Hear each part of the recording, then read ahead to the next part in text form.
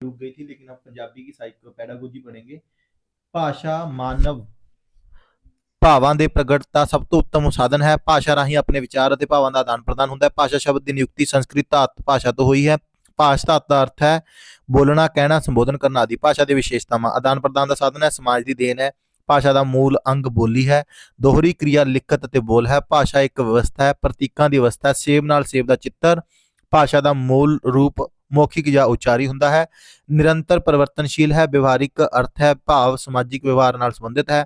ਭਾਸ਼ਾ ਅਤੇ ਲਿਪੀ ਪੰਜਾਬੀ ਭਾਸ਼ਾ ਦੀ ਲਿਪੀ ਗੁਰਮੁਖੀ ਹੈ। ਭਾਸ਼ਾ ਦਾ ਕੋਈ ਅੰਤਿਮ ਰੂਪ ਨਹੀਂ ਹੈ। ਭਾਸ਼ਾ ਵਿਕਾਸਸ਼ੀਲ ਹੈ। ਪ੍ਰਾਚੀਨ ਪੰਜਾਬੀ ਬੋਲੀ ਦੇ ਕਈ ਨਾਮ ਹਨ। ਮਾਦਰੀ, ਟੱਕੀ, ਡੱਕੀ, ਕੇਕਈ, ਪੇਸ਼ਾਚੀ। ਮੁਸਲਮਾਨਾਂ ਨੇ ਇਸ ਨੂੰ ਹਿੰਦਕੀ, ਹਿੰਦੋਈ ਜਾਂ ਹਿੰਦੀ ਨਾਮ ਦਿੱਤਾ ਹੈ। ਅਮੀਰ ਖੁਸਰੋ ਨੇ ਲਾਹੌਰੀ ਆਖਿਆ ਹੈ। ਪੰਜਾਬੀ ਭਾਸ਼ਾ ਦਾ ਸੰਬੰਧ ਆਰੀਆ ਭਾਸ਼ਾ ਪਰਿਵਾਰ ਨਾਲ ਸੰਬੰਧਿਤ ਹੈ। ਪੰਜਾਬੀ ਭਾਸ਼ਾ ਸੰਸਕ੍ਰਿਤ ਭਾਸ਼ਾ ਨਾਲ ਸੰਬੰਧਿਤ ਹੈ। ਪੰਜਾਬੀ ਭਾਸ਼ਾ ਪ੍ਰਾਕਰਤੀ ਇਲਾਕੇ ਵਿੱਚੋਂ ਨਿਕਲਦੀ ਹੈ। ਗੁਰਮੁਖੀ ਲਿਪੀ ਵਿੱਚ ਬ੍ਰਹਮੀ ਲਿਪੀ ਵਿੱਚੋਂ ਨਿਕਲੀ ਹੈ। ਗੁਰਮੁਖੀ ਲਿਪੀ 35 ਅੱਖਰੀ ਹੈ। ਊੜਾ, ਐੜਾ, ਈੜੀ ਸਵਰ ਵਾਹਕ ਹਨ। ਵਾਰਤਕ ਜਾਂ ਗੱਦ। ਜੀਨ ਪਿਆਜੇ ਦੇ ਭਾਸ਼ਾ ਗ੍ਰਹਿਣ ਸੰਬੰਧੀ ਵਿਚਾਰ। ਭਾਸ਼ਾ ਵਿਕਾਸ ਅਤੇ ਬੌਧਿਕ ਵਿਕਾਸ ਵਿੱਚ ਸੰਬੰਧ। ਸੁਭਾਵਿਕ ਪ੍ਰਕਿਰਿਆ। ਮੋਨੋਲੋਗ ਹੈ, ਆਪਣੇ ਆਪ ਨਾਲ ਗੱਲ ਕਰਨੀ। ਕੋਲੈਕਟਿਵ ਮੋਨੋਲੋਗ, ਦੋ ਜਾਂ ਦੋ ਤੋਂ ਵੱਧ ਬੱਚਿਆਂ ਵਿੱਚ ਰੁਝਿਆ ਪ੍ਰਤੀਤ ਕਰਨਾ। ਚਿੰਨ੍ਹਾਂ ਨੂੰ ਜੋੜ ਤੋੜ ਕਰਨ ਦੀ ਯੋਗਤਾ।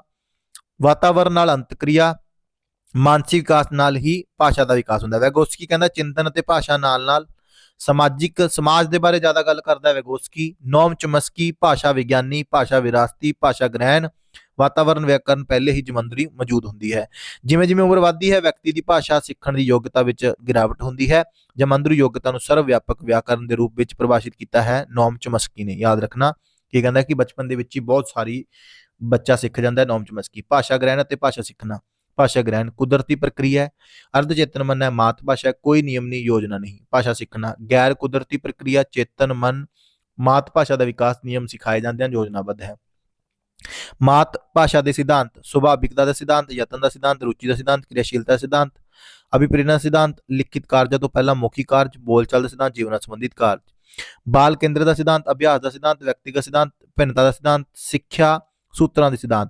ਭਾਸ਼ਾ ਦੇ ਸਿੱਖਿਆ ਸੂਤਰਾਂ ਤੇ ਸਿਧਾਂਤਾਂ ਵਿੱਚ ਅੰਤਰ। ਸਿਧਾਂਤ ਇਸ ਪਿੱਛੇ ਕਿਸੇ ਮਨੋਵਿਗਿਆਨੀ ਜਾਂ ਕਿਸੇ ਸਿੱਖਿਆ ਸ਼ਾਸਤਰੀ ਦੇ ਮਤ ਹੁੰਦੇ ਹਨ। ਸਿਧਾਂਤ ਬਦਲੇ ਜਾ ਸਕਦੇ ਹਨ, ਪਰਿਸਥਿਤੀਆਂ ਤੋਂ ਪ੍ਰਭਾਵਿਤ ਹੁੰਦੇ ਹਨ। ਸੂਤਰ ਇਹ ਤਜਰਬੇਕਾਰ ਅਧਿਆਪਕ ਦੇ ਦੁਆਰਾ ਬਣਦੇ ਹਨ, ਇਹ ਬਦਲੇ ਨਹੀਂ ਜਾਂਦੇ, ਪਰਿਸਥਿਤੀਆਂ ਤੋਂ ਪ੍ਰਭਾਵਿਤ ਨਹੀਂ ਹੁੰਦੇ। ਭਾਸ਼ਾ ਅਧਿਆਪਨ ਸਿੱਖਣ ਪ੍ਰਕਿਰਿਆ। ਇਸ ਦੇ ਤਿੰਨ ਮੁੱਖ ਅੰਗ ਹਨ, ਭਾਸ਼ਾ, ਅਧਿਆਪਕ ਅਤੇ ਵਿਦਿਆਰਥੀ। ਮਾਤ ਭਾਸ਼ਾ ਸੰਬੰਧੀ ਐਕਟ 351 ਹੈ। ਵੱਖ-ਵੱਖ ਪੜਾਵਾਂ ਤੇ ਮਾਤ ਭਾਸ਼ਾ ਦੇ ਉਦੇਸ਼। ਪ੍ਰਾਇਮਰੀ ਪੱਧਰ ਉੱਤੇ ਮਾਤ ਭਾਸ਼ਾ ਸਿੱਖਿਆ ਦੇ ਉਦੇਸ਼। ਸ਼ੁੱਧ ਉਚਾਰਨ ਹੋਣਾ ਚਾਹੀਦਾ ਹੈ। ਸ਼ਬਦ ਭੰਡਾਰ ਵਿੱਚ ਵਾਧਾ ਹੋਣਾ ਚਾਹੀਦਾ ਹੈ। ਵਿਚਾਰ ਵਿੱਚ ਸਪਸ਼ਟਤਾ ਹੋਣੀ ਚਾਹੀਦੀ ਹੈ। ਵਾਚਨ ਸ਼ੁੱਧਤਾ ਹੋਣੀ ਚਾਹੀਦੀ ਹੈ। ਲਿਪੀ ਦੀ ਜਾਣਕਾਰੀ ਹੋਣੀ ਚਾਹੀਦੀ ਹੈ। ਅਰਥ ਗ੍ਰਹਿਣ ਕਰਨ ਦੀ ਸਮਰੱਥਾ ਹੈ। ਪੜ੍ਹਨ ਦੀ ਆਦਤ। ਮਿਡਲ ਪੱਧਰ ਤੇ ਸ਼ਬਦ ਭੰਡਾਰ, ਮੁਹਾਵਰੇ ਆਦਿ ਵਿੱਚ ਵਾਧਾ। ਸੰਵਾਦ ਅਤੇ ਅਭਿਨੈ ਦੀ ਯੋਗਤਾ ਦਾ ਵਿਕਾਸ। ਨਾਟਕ ਕਰਨ ਲੱਗ ਜੇ ਬੱਚਾ। ਡੂੰਘੇ ਵਿਚਾਰਾਂ ਨੂੰ ਸਮਝਣ ਦੀ ਯੋਗਤਾ। ਤੇਜ਼ ਵਾਚਨ ਲਈ ਤਿਆਰ ਕਰਨਾ। ਸਵੈ ਅਧਿਐਨ ਦੀ ਰੁਚੀ। ਵਿਆਕਰਨ ਦੇ ਨਿਯਮਾਂ ਨਾਲ ਜਾਣ ਪਛਾਣ। ਸੈਕੰਡਰੀ ਪੱਧਰ ਤੇ ਮੁੱਖ ਅਤੇ ਲਿਖਿਤ ਪ੍ਰਗਟਾਵੇ ਦੀ ਭਿੰਨ ਭਿੰਨ ਕੁਸ਼ਲਤਾਵਾਂ ਦਾ ਵਿਕਾਸ। ਮਾਤ ਭਾਸ਼ਾ ਦਾ ਵਿਸ਼ਲੇਸ਼ਣ ਕਰਨਾ। ਨਵੇਂ ਸਾਹਿਤ ਤੋਂ ਜਾਣੂ ਕਰਾਉਣਾ। ਬੱਚਿਆਂ ਵਿੱਚ ਸੁਹਜਾਤਮਕ ਅਤੇ ਸਿਰਜਣਾਤਮਕ ਸ਼ਕਤੀਆਂ ਦਾ ਵਿਕਾਸ। ਰਸ, ਛੰਦ ਅਤੇ ਅਲੰਕਾਰ ਦਾ ਗਿਆਨ ਦੇਣਾ। ਵਿਵਸਾਇਕ ਜੀਵਨ ਲਈ ਤਿਆਰ ਕਰਨਾ। ਭਾਸ਼ਾ ਦੀਆਂ ਕੌਸ਼ਲਾਂ। ਸੁਣਨ ਕੌਸ਼ਲ, ਸੁਣਨਾ ਤੇ ਸਮਝਣਾ। ਮੌਖਿਕ ਕੌਸ਼ਲ, ਬੋਲਣਾ, ਬੋਲ ਕੇ ਪ੍ਰਗਟਾ। ਵਾਚਨ ਕੌਸ਼ਲ, ਪੜ੍ਹਨਾ, ਪੜ੍ਹ ਕੇ ਭਾਵਾਂ ਨੂੰ ਗ੍ਰਹਿਣ। ਲਿਖਣ ਕੌਸ਼ਲ, ਲਿਖਣਾ। ਸੁਣਨ ਕੌਸ਼ਲ ਭਾਸ਼ਾ ਸਿੱਖਿਆ ਦਾ ਪਹਿਲਾ ਪੜਾਅ। ਸੁਣ ਕੇ ਕਿਸੇ ਵਿਅਕਤੀ ਦੇ ਭਾਵਾਂ ਵਿਚਾਰਾਂ ਨੂੰ ਸਮਝ ਕੇ ਅਰਥ ਗ੍ਰਹਿਣ ਕਰਨਾ। ਬਾਕੀ ਕੌਸ਼ਲਾਂ ਦਾ ਆਧਾਰ। ਕਵਿਤਾ ਦਾ ਆਨੰਦ ਕਿਸੇ ਕੌਸ਼ਲ ਦੁਆਰਾ ਹੀ ਮਾਣਿਆ ਜਾਂਦਾ ਹੈ। ਬੋਲ ਲਿਖਤ ਨਾਲ ਇਸ ਕੌਸ਼ਲ ਦਾ ਵਿਕਾਸ ਹੁੰਦਾ ਹੈ। ਮਹੱਤਤਾ ਭਾਸ਼ਾ ਗਿਆਨ ਦਾ ਆਧਾਰ। ਭਾਸ਼ਾ ਅਨੁਕਰਨ ਦੁਆਰਾ ਸਿੱਖੀ ਜਾਂਦੀ ਹੈ, ਬਿਲਕੁਲ ਹੈ। ਨਕਲ ਮਾਰ ਕੇ ਸਿੱਖੀ ਜਾਂਦੀ ਹੈ। ਕੋਈ ਬੋਲਦਾ ਤਾਂ ਆਪਾਂ ਤਾਂ ਹੀ ਸਿੱਖਦੇ ਹਾਂ। ਸੁਣ ਕੇ ਸੁਣਨ ਪ੍ਰਤੀ ਜਾਗਰੂਕਤਾ ਹੁੰਦੀ ਹੈ। ਸ਼ਬਦ ਭੰਡਾਰ ਵਿੱਚ ਵਾਧਾ ਹੁੰਦਾ ਹੈ। ਨਵੇਂ ਗਿਆਨ ਦੀ ਪ੍ਰਾਪਤੀ ਹੁੰਦੀ ਹੈ। ਪ੍ਰਭਾਵਸ਼ੀਲ ਸੁਣਨ ਦੀ ਸ਼ਰਤਾਂ। ਪਹਿਲੀ ਸ਼ਰਤ, ਜੋ ਸੁਣਿਆ ਜਾਵੇ ਉਸ ਨੂੰ ਪੂਰੀ ਤਰ੍ਹਾਂ ਸਮਝਿਆ ਜਾਵੇ। ਇਹ ਪ੍ਰਭਾਵਸ਼ੀਲ ਸੁਣਨ ਦਾ ਸ਼ਰਤ ਹੈ। ਜੋ ਸੁਣਿਆ ਜਾਵੇ ਉਹ ਬਿਲਕੁਲ ਠੀਕ ਰੂਪ ਵਿੱਚ ਸੁਣਿਆ ਜਾਵੇ। ਜੋ ਕੁਝ ਸੁਣਿਆ ਜਾਵੇ ਉਸ ਦਾ ਮਨ ਉੱਤੇ ਚੰਗਾ ਪ੍ਰਭਾਵ ਪਵੇ। ਸੁਣਨ ਤੇ ਸਮਝਣ ਨਾਲ ਸੰਬੰਧਿਤ ਅਭਿਆਸ। ਉੱਚੀ ਪਾਠ, ਆਪਸੀ ਗੱਲਬਾਤ, ਭਾਸ਼ਣ ਯਾਨੀ ਕਿ lecture, discuss, debate and questionnaire and story telling, ਬੋਲ ਲਿਖਤ ਐਂਡ ਦੇਖਣ ਸੁਣਨ, ਗ੍ਰਾਮੋਫੋਨ, ਰੇਡੀਓ, ਚਲਚਿੱਤਰ, ਦੂਰਦਰਸ਼ਨ ਆਦਿ। ਇਹ ਦੇਖਣ ਸੁਣਨ ਸਮੱਗਰੀਆਂ ਨੇ। ਕੌਣ ਕਿਹੜੀਆਂ? ਗ੍ਰਾਮੋਫੋਨ, ਰੇਡੀਓ, ਚਲਚਿੱਤਰ ਅਤੇ ਦੂਰਦਰਸ਼ਨ। ਚਲਚਿੱਤਰ ਇੱਥੇ ਟੀਵੀ ਨੂੰ ਕਿਹਾ ਗਿਆ ਜੀ, ਯਾਦ ਰੱਖਣਾ। ਮੌਖਿਕ ਕੌਸ਼ਲ ਭਾਸ਼ਾ ਦਾ ਕਿਰਿਆਤਮਕ ਰੂਪ ਹੈ। ਭਾਸ਼ਾ ਦਾ ਗਿਆਨ ਮੌਖਿਕ ਰੂਪ ਤੋਂ ਹੀ ਹੁੰਦਾ ਹੈ। ਮੌਖਿਕ ਪ੍ਰਗਟਾਵੇ ਸਿੱਖਿਆ ਦੇ ਸੰਦੇਸ਼। ਵਿਦਿਆਰਥੀ ਨੂੰ ਸਰਲ, ਸਪਸ਼ਟ ਅਤੇ ਸ਼ੁੱਧ ਸ਼ਬਦਾਂ ਵਿੱਚ ਵਿਚਾਰਾਂ ਨੂੰ ਪ੍ਰਗਟ ਕਰਨ ਦੇ ਯੋਗ ਬਣਾਉਣਾ। ਪ੍ਰਭਾਵਸ਼ਾਲੀ ਸ਼ੈਲੀ ਹੋਵੇ। ਵਿਚਾਰਾਂ ਨੂੰ ਤਰਕਪੂਰਨ ਢੰਗ ਨਾਲ ਪੇਸ਼ ਕਰਨਾ। ਸਫਲ ਬੁਲਾਰੇ ਪੈਦਾ ਕਰਨਾ, ਮੌਕੇ ਅਤੇ ਭਾਸ਼ਾ ਦੀ ਅਨੁਕੂਲਤਾ ਅਨੁਸਾਰ ਬੋਲਣ ਦੇ ਯੋਗ ਆਉਣਾ, ਹਾਵ ਭਾਵ ਪੂਰਨ ਪ੍ਰਗਟਾ ਦੀ ਭਾਸ਼ਾ ਦੇ ਪ੍ਰਤੀ ਰੁਚੀ ਵਿਕਸਿਤ ਕਰਨਾ। ਆਦਰਸ਼ ਬੋਲਚਾਲ ਦੇ ਗੁਣ ਸ਼ੁੱਧਤਾ, ਸਪਸ਼ਟਤਾ, ਸੁਭਾਵਿਕਤਾ, ਪ੍ਰਭਾਵਸ਼ੀਲਤਾ, ਗਤੀਸ਼ੀਲਤਾ, ਸਰੋਤੇ ਸੁਣਨ ਵਾਲੇ, ਵਿਵਹਾਰਿਕਤਾ, ਉਚਾਰਨ ਦੀ ਸ਼ੁੱਧਤਾ ਤੇ ਸਪਸ਼ਟਤਾ, ਮੌਖਿਕ ਪ੍ਰਗਟਾਵੇ ਦੇ ਸਿਧਾਂਤ ਦੇ ਕਾਰਨ, ਵਾਰਤਾਲਾਪ, ਸੁਤੰਤਰ ਸਵੈ ਪ੍ਰਗਟਾਵੇ ਦੇ ਮੌਕੇ, ਵਾਦ ਵਿਵਾਦ, ਭਾਸ਼ਣ, ਕਹਾਣੀ ਸੁਣਨਾ, ਨਾਟਕ, ਪ੍ਰਸ਼ਨ ਉੱਤਰ ਵਿਧੀ, ਉੱਚੀ ਪਾਠਕ। ਇਹ ਤੁਸੀਂ ਸਾਰੇ ਨੋਟਸ ਤੁਹਾਨੂੰ ਮਿਲ ਜਾਣਗੇ। ਸ਼ੁੱਧ ਉਚਾਰਨ ਦੇ ਜ਼ਰੂਰੀ ਪਹਿਲੂ, ਅੱਖਰ, ਅਭਿਵਿਅਕਤੀ, ਸ਼ਬਦ ਜਾਂ ਉਚਾਰਨ ਬਾਰੇ ਪਤਾ ਹੋਵੇ, ਸੁਰ ਵ ਗ ਪਰ ਬਿੰਦੀ ਬ ਭੱਬੇ ਨਾਲ ਜਾਣਕਾਰੀ ਹੋਵੇ, ਬਲ ਹੁੰਦਾ, ਬਲ ਨਹੀਂ ਵਲ ਹੈ, ਕਿਹੜੇ ਸ਼ਬਦ ਤੋਂ ਕਦੋਂ ਬਲ ਦੇਣਾ ਹੈ, ਭਾਵ ਜ਼ੋਰ ਦੇਣਾ ਹੈ, ਕਦੋਂ ਉੱਚਾ ਆਵਾਜ਼ ਆਵੇ, ਕਦੋਂ ਨੀਚੀ ਆਵੇ, ਉਚਾਰਨ ਦੋਸ਼ਾਂ ਵਿੱਚ ਸੁਧਾਰਨ, ਧੁਨੀ ਯੰਤਰਾਂ ਦਾ ਗਿਆਨ ਦੇਣਾ, ਪੰਜਾਬੀ ਧੁਨੀਆਂ ਦਾ ਵਰਗੀਕਰਨ ਸਿਖਾਉਣਾ, ਸ਼੍ਰੇਣੀਆਂ ਵਿੱਚ ਸ਼ਬਦਾਂ ਪੂਰਵਕ ਉਚਾਰਨ, ਚੰਗੀਆਂ ਆਦਤਾਂ ਵਿਕਸਿਤ ਕਰਨਾ, ਬਲ ਵਿਰਾਮ ਆਦਿ ਦਾ ਅਭਿਆਸ ਕਰਾਉਣਾ, ਅਨੁਕਰਨ ਵਿਧੀ ਦਾ ਪ੍ਰਯੋਗ, ਉਚਾਰਨ, ਪੜ੍ਹਨਾ ਜਾਂ ਵਾਚਨ ਦੀ ਸਿੱਖਿਆ, ਲਿਪੀਬੱਧ ਅੱਖਰਾਂ ਦੁਆਰਾ ਭਾਵਾਂ ਨੂੰ ਗ੍ਰਹਿਣ ਕਰਨ ਦੀ क्रिया ਨੂੰ वाचन कौशल कहा जाता है। पढ़न ਨੂੰ ਹੀ वाचन भी कहा जाता है। याद रखना, पढ़न ਨੂੰ ਹੀ वाचन भी कहा जाता है। पढ़न की एक निश्चित क्रिया होंगी है, उसनों वाचन प्रक्रिया कहा जाता है। वाचन दी किस्मां ने उच्ची पढ़ना, वाचन दी किस्मां ने, याद रखना, पढ़न ਨੂੰ ਹੀ वाचन कहता है। पढ़न कोई उच्ची बोल के पढ़ता है, कोई मौन पढ़ता है, कोई बच्चा पढ़ी जाता पता ही नहीं लगता पढ़ी जाता है। सुखम पढ़ना, कोई मतलब बिल्कुल ते सतूम पढ़ता है। याद रखना, सुखम वाचन, सुखम पढ़ाई का भाव है श्रेणी ਲਈ निश्चित पाठ पुस्तकां ਨੂੰ ਧਿਆਨ ਨਾਲ ਪੜ੍ਹਨਾ। ਇਸ ਵਿੱਚੋਂ ਪ੍ਰੀਖਿਆਵਾਂ ਵਿੱਚ ਪ੍ਰਸ਼ਨ ਪੁੱਛੇ ਜਾਂਦੇ ਹਨ ਤੇ ਨਤੀਜੇ ਕੱਢੇ ਜਾਂਦੇ ਹਨ। ਸਥੂਲ, ਆਪਣੀ ਸ਼੍ਰੇਣੀ ਲਈ ਨਿਸ਼ਚਿਤ ਪਾਠ ਪੁਸਤਕਾਂ ਤੋਂ ਇਲਾਵਾ ਹੋਰ ਪੁਸਤਕ ਪੜ੍ਹਨਾ। ਯਾਦ ਰੱਖਣਾ, ਕੋਈ ਐਕਸਟਰਾ ਜਿਹੜੀ ਆਪਾਂ ਬੁੱਕ ਪੜ੍ਹਦੇ ਆ ਉਹਨੂੰ ਸਥੂਲ ਬੋਲਦੇ ਆ, ਤੇ ਜੇ ਆਪਾਂ ਇੱਕੋ ਸਬਜੈਕਟ ਦੀ ਪੜ੍ਹੀ ਜਾਂਦੇ ਉਹਨੂੰ ਸੂਖਸ਼ਮ ਬੋਲਦੇ ਆ, ਮਤਲਬ ਛੋਟਾ ਤੇ ਉਦੋਂ ਵੱਡਾ। ਉਦੇਸ਼, ਸਧਾਰਨ ਜਾਣਕਾਰੀ ਵਿੱਚ ਵਾਧਾ, ਸ਼ਬਦਾਵਲੀ ਵਿੱਚ ਵਾਧਾ, ਬਹੁਪੱਖੀ ਗਿਆਨ, ਆਨੰਦ ਦੀ ਪ੍ਰਾਪਤੀ, ਸੁਤੰਤਰ ਵੱਧ ਤੋਂ ਵੱਧ। ਉੱਚੀ ਪੜ੍ਹਨਾ, ਉੱਚੀ ਆਵਾਜ਼ ਨਾਲ ਪੜ੍ਹਨ ਜਾਂ ਉੱਚੀ ਸਵਰਾਂ ਦਾ ਉਚਾਰਨ ਕਰਨਾ, ਉਚਾਰਨ ਦੀ ਸ਼ੁੱਧਤਾ, ਵਿਸ਼ਰਾਮ ਚਿੰਨ੍ਹਾਂ ਦਾ ਧਿਆਨ, ਸਪਸ਼ਟਤਾ, ਆਵਾਜ਼ ਦੀ ਰਸਾਤਮਿਕਤਾ ਅਤੇ ਰੁਚੀ। ਉੱਚੀ ਪਾਠ, ਵਿਅਕਤੀਗਤ ਵਾਚਨ, ਸਮੂਹ ਵਾਚਨ, ਮੌਨ ਵਾਚਨ, ਲਿਖਤੀ ਸਮੱਗਰੀ ਨੂੰ ਹੀ ਮਨ ਵਿੱਚ ਬਿਨਾਂ ਆਵਾਜ਼ ਕੀਤੇ ਅਰਥ ਗ੍ਰਹਿਣ ਦੀ ਕਿਰਿਆ ਨੂੰ ਮੌਨ ਵਾਚਨ ਕਿਹਾ ਜਾਂਦਾ ਹੈ। ਡੂੰਘੇ ਅਰਥ ਗ੍ਰਹਿਣ ਕਰਨ ਦੀ ਯੋਗਤਾ, ਵਿਸ਼ੇਸ਼ਤਾਵਾਂ, ਇਕਾਗਰਤਾ, ਡੂੰਘੇ ਅਰਥ ਦੀ ਸਮਝ, ਘੱਟ ਥਕਾਵਟ, ਗੰਭੀਰ। ਮੌਨ ਵਾਚਨ ਦੀਆਂ ਕਿਸਮਾਂ, ਮੌਨ ਵਾਚਨ ਮਤਲਬ ਜਿਹੜਾ ਆਪਾਂ ਮਨ 'ਚ ਪੜ੍ਹਦੇ ਹਾਂ। ਗੰਭੀਰ ਵਾਚਨ, ਗੰਭੀਰ ਵਾਚਨ ਵਿੱਚ ਅਸੀਂ ਪਾਠ ਸਮੱਗਰੀ ਦਾ ਅਧਿਐਨ ਗਹਿਰਾਈ ਅਤੇ ਸੂਖਮਤਾ ਨਾਲ ਕਰਦੇ ਹਾਂ। ਸਮੱਗਰੀ ਦੀ ਤਹਿ ਤੱਕ ਪਹੁੰਚਦਾ ਹੈ। ਡੂੰਘੇ ਅਰਥ ਗ੍ਰਹਿਣ ਕਰਦਾ, ਜਿਵੇਂ ਕੇਂਦਰੀ ਭਾਵ ਦੀ ਖੋਜ ਕਰਨਾ, ਨਵੀਆਂ ਸੂਚਨਾਵਾਂ ਇਕੱਠੀਆਂ ਕਰਨਾ, ਇਹਨੂੰ ਗੰਭੀਰ ਵਾਚਨ ਕਹਿੰਦੇ ਨੇ। ਤੇਜ਼ ਵਾਚਨ, ਇਸ ਦਾ ਸੰਬੰਧ ਵਿਸਤ੍ਰਿਤ ਅਧਿਐਨ ਤੋਂ ਹੈ। ਇਹ ਉਸ ਵੇਲੇ ਕੀਤਾ ਜਾਂਦਾ ਹੈ ਜਦੋਂ ਵੱਧ ਸਮੱਗਰੀ ਨੂੰ ਥੋੜੇ ਸਮੇਂ ਵਿੱਚ ਪੜ੍ਹਨਾ, ਜਿਵੇਂ ਆਪਾਂ ਹੁਣ ਅੱਜ ਕਰ ਰਹੇ ਹਾਂ, ਤੇਜ਼ ਵਾਚਨ ਹੈ। ਤੀਸਰੀ ਸ਼੍ਰੇਣੀ ਤੋਂ ਮੌਨ ਵਾਚਨ ਦੀ ਆਦਤ ਪਾਈ ਜਾਵੇ। ਵਾਚਨ ਸਿੱਖਿਆ ਦੀਆਂ ਵਿਧੀਆਂ, ਸੰਸ਼ਲੇਸ਼ਨਾਤਮਕ ਵਿਧੀ, ਪਹਿਲਾਂ ਸਵਰ, ਵਿਅੰਜਨ ਅਤੇ ਪਿੱਛੋਂ ਵਾਕ ਸਿਖਾਏ ਜਾਂਦੇ ਹਨ। ਵਿਸ਼ਲੇਸ਼ਨਾਤਮਕ ਵਿਧੀ, ਪਹਿਲਾਂ ਵਾਕ ਫਿਰ ਸ਼ਬਦ ਅਤੇ ਵਰਨ ਸਿਖਾਏ ਜਾਂਦੇ ਹਨ। ਸੰਸ਼ਲੇਸ਼ਨਾਤਮਕ ਵਿਧੀ ਵਧੀਆ ਹੁੰਦੀ ਹੈ ਕਿਉਂਕਿ ਪਹਿਲਾਂ ਸਵਰ ਬੱਚੇ ਨੂੰ ਸਿਖਾਏ ਜਾਣ, ਫਿਰ ਵਿਅੰਜਨ, ਫਿਰ ਹੀ ਵਧੀਆ। ਅੱਖਰ ਬੋਧ ਵਿਧੀ ਸਭ ਤੋਂ ਬਹੁਤ ਪੁਰਾਣੀ ਹੈ। ਇਸ ਵਿੱਚ ਸਭ ਤੋਂ ਪਹਿਲਾਂ ਅੱਖਰ ਪੜ੍ਹਾਏ ਜਾਂਦੇ ਹਨ। ਹਰੇਕ ਅੱਖਰ ਦਾ ਉਸ ਦੀ ਧੁਨੀ ਨਾਲ ਸੰਬੰਧ ਜੋੜਿਆ ਜਾਂਦਾ ਹੈ। ਧੁਨੀ ਸਵਰ ਵਿਧੀ, ਇਸ ਵਿੱਚ ਇੱਕੋ ਜਿਹੇ ਉਚਾਰਨ ਵਾਲੇ ਸ਼ਬਦ ਇਕੱਠੇ ਸਿਖਾਏ ਜਾਂਦੇ ਹਨ, ਜਿਵੇਂ ਗਰਮ, ਨਰਮ, ਧਰਮ, ਠੀਕ ਹੈ, ਮਤਲਬ ਰਾਈਮਿੰਗ ਵਰਡਸ ਆਪਾਂ ਜਿਹਨੂੰ ਕਹਿ ਸਕਦੇ ਹਾਂ। ਸ਼ਬਦ ਵਿਧੀ ਜਾਂ ਦੇਖੋ ਅਤੇ ਕਹੋ ਵਿਧੀ, ਸ਼ਬਦਾਂ ਦੁਆਰਾ ਵਰਨ ਬੋਧ ਕਰਾਇਆ ਜਾਂਦਾ ਹੈ। ਸ਼ਬਦ ਨਾਲ ਸੰਬੰਧਿਤ ਵਸਤੂਆਂ ਦਿਖਾਈਆਂ ਜਾਂਦੀਆਂ ਹਨ, ਇਹਨੂੰ ਸ਼ਬਦ ਵਿਧੀ ਕਹਿ ਦਿੰਦੇ ਨੇ। ਵਾਕ ਵਿਧੀ, ਇਸ ਵਿੱਚ ਪਹਿਲਾ ਵਾਕ ਸਿਖਾਇਆ ਜਾਂਦਾ ਹੈ। ਅੰਬ ਦਾ ਮਤਲਬ ਬੱਚਾ ਅੰਬ ਹੁਣ ਖਾਣਾ ਚਾਹੁੰਦਾ ਹੈ, ਇਹ ਵਾਕ ਵਿਧੀ ਹੈ। ਕਹਾਣੀ ਵਿਧੀ, ਵਾਕ ਕਹਾਣੀ ਨਾਲ ਸੰਬੰਧਿਤ ਹੁੰਦੇ ਹਨ। ਅਨੁਕਰਨ ਵਿਧੀ, ਨਕਲ ਕਰਨਾ। ਲਿਖਣ ਕੌਸ਼ਲ ਸਭ ਤੋਂ ਅੰਤਿਮ ਕੌਸ਼ਲ ਹੈ ਜੀ, ਲਿਖ ਕੇ ਭਾਵਾਂ ਦਾ ਵਿਕਾਸ ਕਰਨਾ। ਲਿਖਣ ਕੌਸ਼ਲ ਦੇ ਉਦੇਸ਼, ਲਿਖਣ ਕਲਾ ਦਾ ਪੂਰਾ ਗਿਆਨ ਦੇਣਾ, ਅੱਖਰਾਂ ਦੇ ਸਰੂਪ ਬਾਰੇ ਜਾਣਕਾਰੀ ਦੇਣਾ, ਸ਼ਬਦ ਭੰਡਾਰ ਵਿੱਚ ਵਾਧਾ, ਸਵੈ ਪ੍ਰਗਟਾਵਾ, ਰਚਨਾਤਮਕਤਾ, ਲਿਖਣ ਪ੍ਰਤੀ ਰੁਚੀ ਪੈਦਾ ਕਰਨਾ। ਲਿਖਣ ਸਿਖਾਉਣ ਦੀਆਂ ਅਵਸਥਾਵਾਂ, ਪਹਿਲੀ ਅਵਸਥਾ ਸਿੱਖਣ ਦੀ ਤਿਆਰੀ, ਅੱਖਰ ਦੀ ਬਨਾਵਟ, ਵੱਧ ਧਿਆਨ, ਲਕੀਰਾਂ ਮਾਰਨੀਆਂ, ਲੋੜੀਂਦੇ ਵਾਤਾਵਰਨ ਦੀ ਤਿਆਰੀ, ਮਤਲਬ ਬੱਚੇ ਨੂੰ ਲਿਖਣ ਤੋਂ ਪਹਿਲਾਂ ਉਹਨੂੰ ਇਸ ਤਰ੍ਹਾਂ ਦੀ ਜਾਣਕਾਰੀ ਦੇਣੀ ਕਿ ਲਕੀਰਾਂ ਮਾਰੋ, ਟੇਢੀਆਂ, ਵਿੰਗੀਆਂ, ਸਿੱਧੀਆਂ, ਵੇਖੋ ਤੇ ਕਹੋ ਵਿਧੀ, ਉਂਗਲਾਂ ਤੇ ਹੱਥ, ਅੱਖਰਾਂ ਤੇ ਉਂਗਲਾਂ ਫੇਰਨਾ। ਦੂਜੀ ਅਵਸਥਾ ਅੱਖਰ ਰਚਨਾ, ਇਸ ਵਿੱਚ ਬੱਚਿਆਂ ਨੂੰ ਗੁਰਮੁਖੀ ਦੇ ਸਾਰੇ ਅੱਖਰਾਂ ਨੂੰ ਆਪਣੇ ਹੱਥ ਨਾਲ ਲਿਖਣ ਤੇ ਯੋਗ ਬਣਾਇਆ ਜਾਂਦਾ ਹੈ। ਅੱਖਰਾਂ ਨੂੰ ਮਿਲਾ ਕੇ ਕਲਮ ਚਲਾਉਣ ਵਿਧੀ, ਪੂਰਨੇ ਪਾਉਣਾ, ਚਿੱਤਰ ਵਿਧੀ। ਤੀਜੀ ਅਵਸਥਾ ਸੁਲੇਖ, ਲਿਖਾਈ, ਬੋਲ ਲਿਖ ਤੇ ਚੌਥੀ ਚਿੱਤਰ, ਘਟਨਾਵਾਂ ਜਾਂ ਵਰਣਨ ਆਦਿ।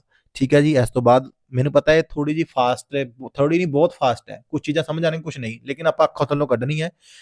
ਤੇ YouTube ਦਾ ਮਤਲਬ ਇੱਥੇ ਹੀ ਹੈ ਵੀਡੀਓ ਬਣਾਉਣ ਦਾ ਕਿ ਤੁਹਾਨੂੰ ਮਤਲਬ ਦਿੱਕਤ ਨਾ ਆਵੇ ਕੋਈ। ਹੁਣ ਆਪਾਂ ਚੱਲਦੇ ਹਾਂ ਪੰਜਾਬੀ ਦੀ ਬੁੱਕ, ਇਹਦੀ ਮੈਂ ਪਹਿਲਾਂ ਵੈਸੇ ਵੀਡੀਓ ਪਾਈ ਹੋਈ ਹੈ, ਚਲੋ ਫਿਰ ਵੀ ਆਪਾਂ ਤੁਹਾਡੇ ਨਾਲ ਮੋਟੀ ਗੱਲਬਾਤ ਕਰਾਂਗੇ।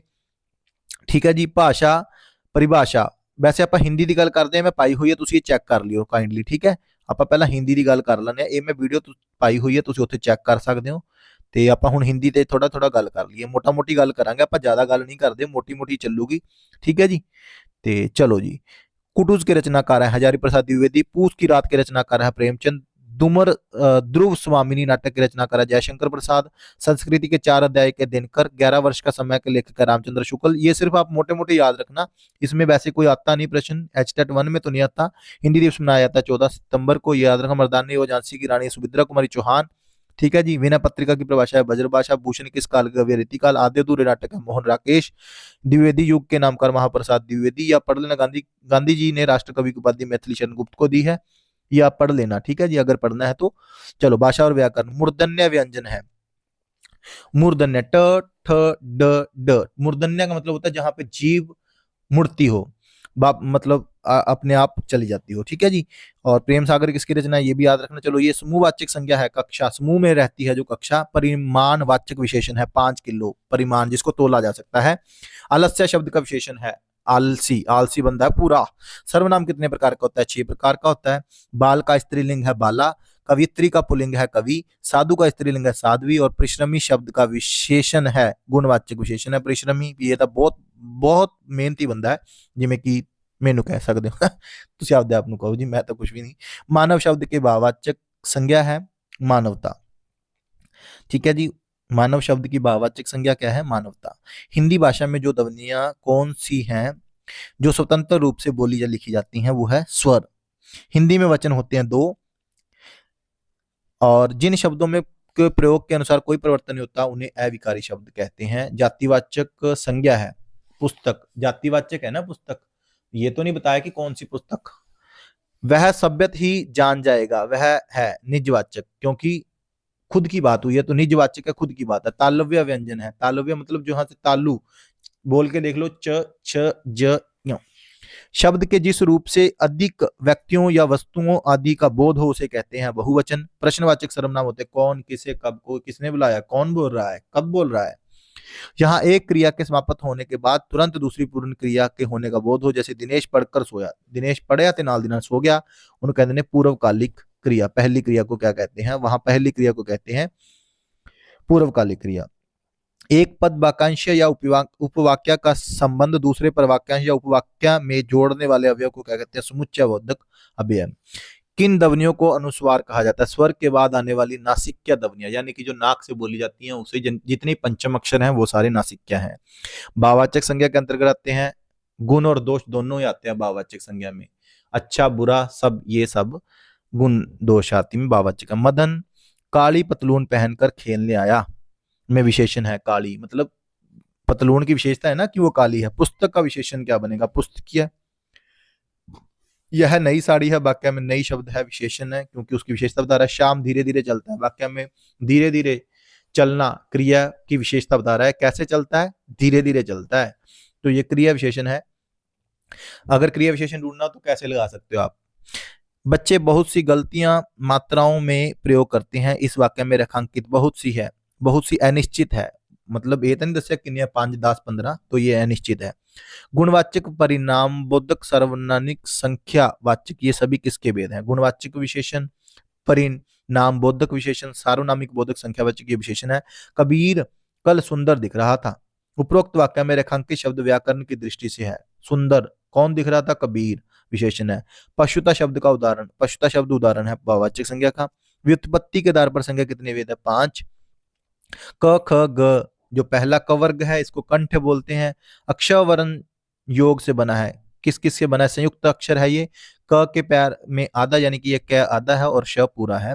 हिंदी शब्दकोश में आने वाला पहला शब्द है वक्त, कौन सा है? वक्त। हिंदी शब्दकोश में आने वाला पहला शब्द है वक्त। हिंदी शब्दकोश में अंग किस वर्ण से पहले आता है? यानी कि ये विसर्ग अ से पहले आता है, अनुस्वार से पहले विसर्ग आ जाता है। ग को वर्णमाला में माना जाता है। संयुक्त अक्षर ये भी 2 अक्षरों से बनाता है। कवि शब्द में संज्ञा है जातिवाचक संज्ञा। पीना क्रिया है, पीना क्या? पीना कर्म क्रिया है, क्योंकि इसमें कर्म है। हिंदी शब्दकोश के अनुसार संतान, सकल, सचल, सक्षम शब्दों का सही क्रम है। पहले अनुस्वार आएगा, फिर स्कल, फिर सक्षम से सचल। पापी में कौन सा विशेषण है? गुणवाचक है, क्योंकि गुण दोष की बात करी है। ठीक है। वर्णों के इस समूह को जिससे कोई निश्चित अर्थ निकलता हो कहा जाता है शब्द। वह थोड़ा सा बीमार है, इस वक्त वाक्य में थोड़ा में कौन सा क्रिया विशेषण है? थोड़ा सा। थोड़ा तो परिमाणवाचक हो गया ना। कलारव शब्द है अमात्रिक। बुढ़ापा शब्द में कौन सी संज्ञा है? भाववाचक। पंडित से बनी हुई भाववाचक का पांडित्य। हंसना कैसी क्रिया है? अकर्मक। ठीक है जी। मुख्य क्रिया के अर्थ को स्पष्ट करने वाली सहायक क्रिया। बाजार से किस संज्ञा का बोध होता है? जातिवाचक। थ किस वर्ग का व्यंजन है? दंत्य। जहां जहां शब्द व्याकरण की दृष्टि से है शब्द युगम। गीता मंद मंद मुस्कुरा रही है, इस वाक्य में मंद मंद व्याकरण की दृष्टि है। क्रिया क्रिया विशेषण। बिल्ली छत से कूद पड़ी, मतलब बिल्ली छत से अलग हो गई ना, तो जब भी कोई चीज अलग की बात चले तो अपादान कारक आएगा, जैसे कि वृक्ष से आम गिर गया। पानी शब्द का लिंग है पुलिंग। पानी शब्द क्या है? पुलिंग है। उसने पानी पिया, उनने पानी पीता, है ना, उसने पानी पी, हाँ है ना। लड़का पेड़ से गिरा, देखो जी अलग होगा तो अपादान है। लोगों ने शेरगुल करके डाकुओं को भगाया। लोगों ने, कर्ता ने कर्म को करण से, ठीक है जी, कर्म, लोगों ने, तो इसमें कर्म है ना, लोगों ने। पुस्तक शब्द में लिंग है, पुस्तक शब्द में लिंग है। पुस्तक एक स्त्रीलिंग शब्द है। उसने पुस्तक पढ़ी, उसने पुस्तक ऐसे नहीं कहते कि पढ़ा, ठीक है। छात्र का बहुवचन है छात्रों। हरिण का स्त्रीलिंग है हरनी। और हिंदी के शब्दों का लिंग निर्धारित करके किसके आधार पर होता है? क्रिया। कारक के वेद होते हैं 8। पंडित दूध पीता है, कारक है कर्ता कर्म। कौन दूध पीता है? पेड़ से बंदर कूदा, अपादान। वीर का स्त्रीलिंग है वीरांगना। को से किस कारक चिन्ह का बोध होता है? कर्म कारक। दाता शब्द का स्त्रीलिंग है दात्री। हे राम तुम कहाँ हो, वाक्य में कौन सा कारक है? संबोधन कर रहा है वो। सदैव बहुवचन में प्रयुक्त होने वाला, बहुवचन में हस्ताक्षर, उसने हस्ताक्षर किए, मैंने हस्ताक्षर किए, चाहे वो सिंगल हो चाहे वो बहुवचन हो, ये बहुवचन में ही रहता है। कर्म कारक का चिन्ह है को। कर्ता ने कर्म को कर्ण से, कर्म को, ठीक है। प्यास शब्द का वर्णी विशेष है प यम य यम आ यम अदा अदा प अदा य, ठीक है। और आ की मात्रा और अदा स और लास्ट में अ। संयुक्त क्रिया का उदाहरण वाला वाक्य है तुम प्रतिदिन पढ़ने आया करो। संयुक्त क्रिया का उदाहरण वाला वाक्य है तुम प्रतिदिन पढ़ने आया करो। किसने, किसान खेत के सूखे पेड़ कटवा चुका है। सूखे पेड़ को कटवा दिया, प्रेरणार्थक है। हमें सफलता मिलने तक प्रयास करना चाहिए, इस वाक्य में तक है, सफलता मिलने तक। संबोधक है। को और के लिए किस कारक का प्रयोग किया? संप्रदान। आहा आप आ गए, आहा अवयव है। महात्मा गांधी में अमूल्य गुण थे, इस वाक्य में अमूल्य है विशेषण। हवा धीरे धीरे बह रही है, इस वाक्य में धीरे धीरे, जल्दी चलो, ये चलो। मेरी गाय काली है, इस वाक्य में गाय काली है, काली रेखांकित शब्द है विशेषण। और त्र की ध्वनि है त आधा और री आधा और य पूरा, और त आधा री पूरा और अ। हिंदी भाषा की लिपि है देवनागरी। फारसी लिपि लिखी जाती है दाएं से बाएं, ठीक है जी, दाएं से बाएं, यानी कि र से ल, यानी कि राइट टू लेफ्ट। पंजाबी किस भाषा में लिखी जाती है? गुरमुखी। गुरमुखी। सर्वप्रथम भाषा का प्रयोग किस रूप में हुआ? मौखिक। भाषा के लिखने का ढंग है लिपि। भाषा साधन है अभिव्यक्ति का। भाषा संरचना में अपेक्षित भाषा के प्रमुख अंग होते हैं दो। भाषा का प्राथमिक रूप है मौखिक। देवनागरी लिपि का विकास हुआ ब्रह्मी। अक्ष त्र ग्र श्र कहाँ ये वर्ण है? संयुक्त व्यंजन है। अयोगवा किसे कहा जाता है? अयोगवा, यानी कि अनुस्वार और विसर्ग को अयोगवा बोला जाता है। फ ब किस प्रकार के वर्ण है? ओष्ठ है। फ और ब बोल के देखो, दोनों होठ आपस में मिलेंगे, इसको ओष्ठ बोलते हैं। और ध्वनि किसकी लघुत्तम इकाई है? भाषा की सबसे लघुत्तम इकाई क्या है? ध्वनि। लघुत्तम वाग ध्वनि को कहते हैं वरुण वर्ण। वर्णमाला में मात्रा का अर्थ है वर्ण के उच्चारण में लगने वाला समय, ठीक है जी। और बिना अवरोध के उच्चारित होने वाले स्वर कहते हैं व्यंजन की परिभाषा है। स्वर की सहायता से जो बोले जाते हैं वर्ण उसे व्यंजन कहते हैं, जैसे क ख ग। उच्चारण स्थान की दृष्टि से क वर्ण है कंठ है। च छ ज ध्वनियां कहलाती हैं तालु है। क और ग वर्ण है अल्प प्राण। पहला और तीसरा याद रखना, अल्प प्राण यानी कि जिसको बोलने में कम समय लगे, और महाप्राण होता है दूसरा चौथा। याद रखना, पहला तीसरा अल्प प्राण होते हैं, दूसरा चौथा महाप्राण होते हैं। वर्णमाला में कुल व्यंजनों की संख्या 33 है। ह वर्ण है घोष व्यंजन, घोष वर्ण। और क और ख देखो दूसरा और चौथा है ना, ये महाप्राण आएंगे, सभी दूसरे और चौथे महाप्राण आएंगे, ठीक है जी। भाषा की सबसे छोटी इकाई क्या है? वर्ण है, ठीक है, यानी कि जिसको हम सिंपल अक्षर बोलते हैं। वर्ण स्पर्श संघर्षी है ज। ये मोटे मोटे प्रश्न से हैं। इत्यादि का संधि विशेष है इति जमा आदि। परिषेध का संधि विशेष है परि जमा शेद। महर्षि, महा जमा ऋषि। राकेश, राका जमा ईश। दिगंबर, दिक जमा अंबर। ब्रह्मास्त्र का संधि विशेष है ब्रह्मा जमा अस्तर, गिरीश, गिरी जमा ईश। स्वर संधि के कुल कितने वेद हैं? 5। अन्वय संधि का उदाहरण है अनु जमा अय, अन्वेषण अनु जमा अशन, विद्यालय। ये साथ साथ आपको उपसर्ग और प्रत्यय भी आते रहेंगे। विद्यालय स्वर संधि है। पो जमा अन पवन, उच्चारण की संधि विशेष है उत जमा चारण। भरतेंदु गुण संधि। वृक्षाया का संधि विशेष हुआ वृक्ष जमा छाया। महोदय महु, महा जमा उदय महोदय, महोदय। सद्भावना सत जमा भावना, यहां से द बन जाता है। मनोरथ का संधि विच्छेद है मनो और विसर्ग जमा रथ। विद्यार्थी है। दीर्घ स्वर संधि है विद्या जमा आर्थी। जगन्नाथ, जगन जमा नाथ, जगत जमा नाथ से आएगा। व्यंजन संधि है वानुद्य, बानु जमा उद्य, बानु छोटा होगा वहां से बड़ा हो जाएगा। निर्गुण, नी जमा गुण, ये है नी जमा गुण। ठीक है जी, ये मनोरथ का संधि विच्छेद है। ये निर्गुण का आ गया। प्रत्येक प्रति जमा एक आएगा। ठीक है जी, ये सारे ही मैंने करवाने का प्रयास किया। आगे आप आगे चलते हैं, जल्दी जल्दी करते हैं। पुनर्जन्म, पुनर्जन्म का संधि विच्छेद है पुनः जमा जन्म। इत्यादि यन संधि है, इत्यादि यन संधि है। इसके भी कुछ ना कुछ होते हैं, मतलब वो भी हम आपको बताएंगे कि कैसे हम इसको पहचान पाए। अक्ष जमा होनी, अक्षोनी। यशोदमा ओदा, ये विसर्ग संधि है। ठीक है जी, जिसके पीछे विंदी लगी हो ये विसर्ग संधि है। तथा जमा एव, दीर्घ स्वर संधि याद रखना। रीति अनुसार, तल्लीन, साक्षर। ठीक है जी, निष्ठुर, नी जमा ठुर, ये याद रखना। परम इसमें आपको कुछ चीजें समझ आ रही होंगी, कुछ नहीं आ रही होंगी, क्योंकि ये पूरी फास्ट चल रही है। राज ऋषि, राज जमा ऋषि, लेकिन उदाहरण इतने सामने आ जाएंगे कि इसमें से प्रश्न पक्का आ जाता है। साक्षर, स जमा अक्षर, दोनों का अर्थ होता है इसमें संधि में, इस बात का ख्याल रखना। समास का शाब्दिक अर्थ है संक्षेप में। मृग नयनी में कौन सा समास है? कर्मधारय है। नवरत्न शब्द में कौन सा समास है? द्विगु। नवरत्न, जितने भी गिनती आएगी ना नौ रत्नों वाला, ये द्विगु समास होएगा। लंबोदर, लंबा है उधर जिसका, यानी कि गणेश, बहुब्रीहि समास। परमेश्वर में कौन सा स्थान है? कर्मधार ने द्विगु समास। त्रिभुवन, देखो त्रि तीन वाला। और कन्यादान में कौन सा है? तत्पुरुष। दो अथवा दो से अधिक शब्दों से मिलकर बने हुए सार्थक शब्द को समास बोलते हैं। पंचवटी, द्विगु, जहां पे गिनती की बात चले, देखो द्विगु। द्विगु अगर ऑप्शन में आ जाए तो आप समझ जाओगे। चौराहा, चार रास्तों का समूह। वनवास, तत्पुरुष है विशेषण और विशेषण में योग कर्मधारय है। देश रक्षा, देश के लिए रक्षा, तत्पुरुष है। दो रहा, ये आ गया, देखो द्विगु आ गया। द्विगु की पहचान आपको हो गई। कमल नयन, ठीक है जी, नयन मतलब होते हैं नेत्र। लोचन जिसको बोलते हैं, शब्द में कौन सा समास है? कर्मधारय है। अब यही भाव का समास है आमरण। जब किसी समास में दोनों शब्द प्रधान हो उसे द्वंद्व समास बोलते हैं। और आगे आगे जिसमें पहला पद संख्यावाचक और दूसरा किसी विशेष का बोध कराए उसे द्विगु, ये हो गया। द्वंद्व समास है नर नारी, जहां पे स्लैश ये वाला चिन्ह आएगा ना, ये हाँ ये वाली चीज आएगी ना उसमें, मतलब ये वाली, ये द्वंद्व समास में आएगी, द्वंद्व। ठीक है जी, और ये आ गया। इसमें अष्टाध्यायी द्विगु आएगा, क्योंकि आठ है अध्याय, जिसकी पंजाब में बहुव्रीहि है। पंज जमा आब, पंज आब, पांच पानियों की धरती, पतझड़ बहुव्रीहि। ठीक है, इस बात का ख्याल रखना। ये मोटे मोटे शब्द मैं आपको बता रहा हूँ, ऐसे बहुत शब्द आएंगे, ये आप प्रैक्टिस कर लेना। क्योंकि तत्समय तद्भव, अक्षीण का तद्भव है शीन। तत्सम व तद्भव जो संस्कृत भाषा से या कोई अन्य भाषा से एज इट इज ले गए हैं, वो तत्सम शब्द होते हैं।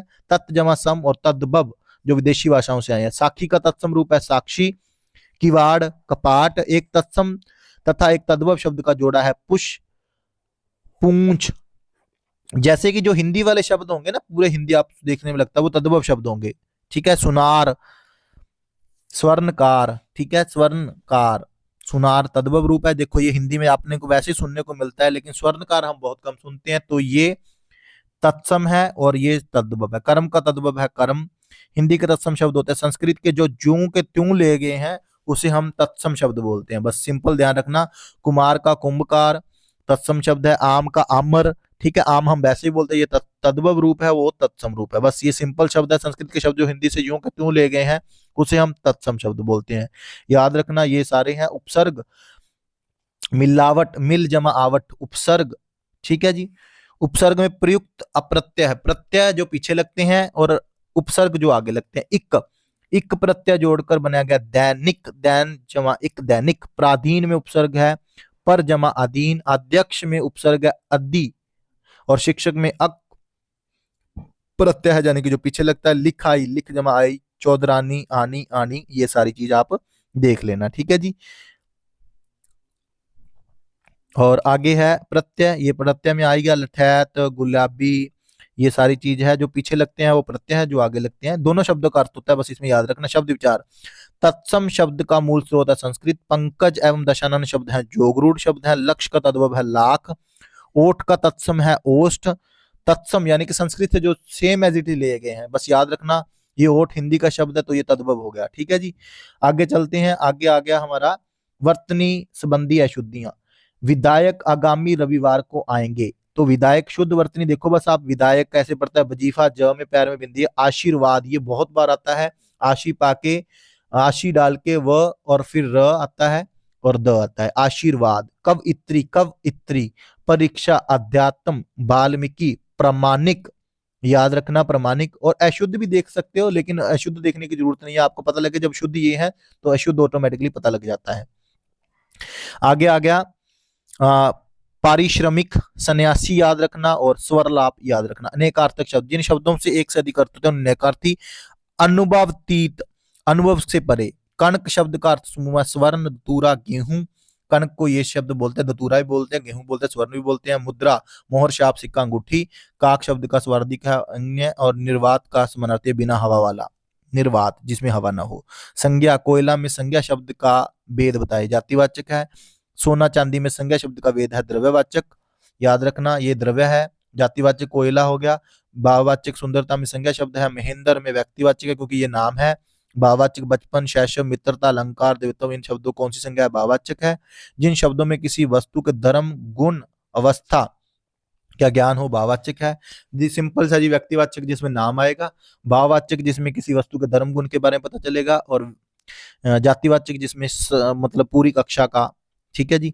और यमुना संज्ञा है, व्यक्तिवाचक है क्योंकि यमुना किसी का नाम है। चतुरता भाववाचक है, मांडवी व्यक्तिवाचक है, हरियाली भाववाचक है, याद रखना। सर्वनाम है उसके भेद, हम क्या है, उत्तम पुरुष है। सर्वनाम के 6 भेद हैं। पुरुषवाचक, निश्चयवाचक, यह कौन सा सर्वनाम है, पुरुषवाचक है। तू, तुम, आप मध्यम आ गया, और कल वह विद्यालय जाएगा, इसमें सर्वनाम है वह, जो संज्ञा के स्थान पर प्रयुक्त होते हैं उसे सर्वनाम कहते हैं।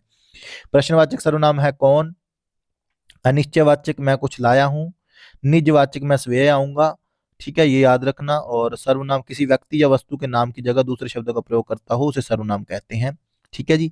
ये सिंपल है। देन है विशेषण, गीला शब्द है, दशाबोधक है। सर्वनामिक विशेषण आते हैं संज्ञा के पहले आते हैं, ठीक है जी। विशेषण किस शब्द की विशेषता बताते हैं, संज्ञा की। जिस शब्द की विशेषता बताई जाए विशेष्य है। यह स्थान बहुत अच्छा है, अच्छा शब्द प्रयोग हुआ विशेषण के रूप में।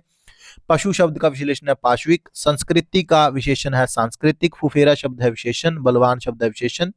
परिश्रमी व्यक्ति ही सफल होते हैं, परिश्रम गुणवाचक है।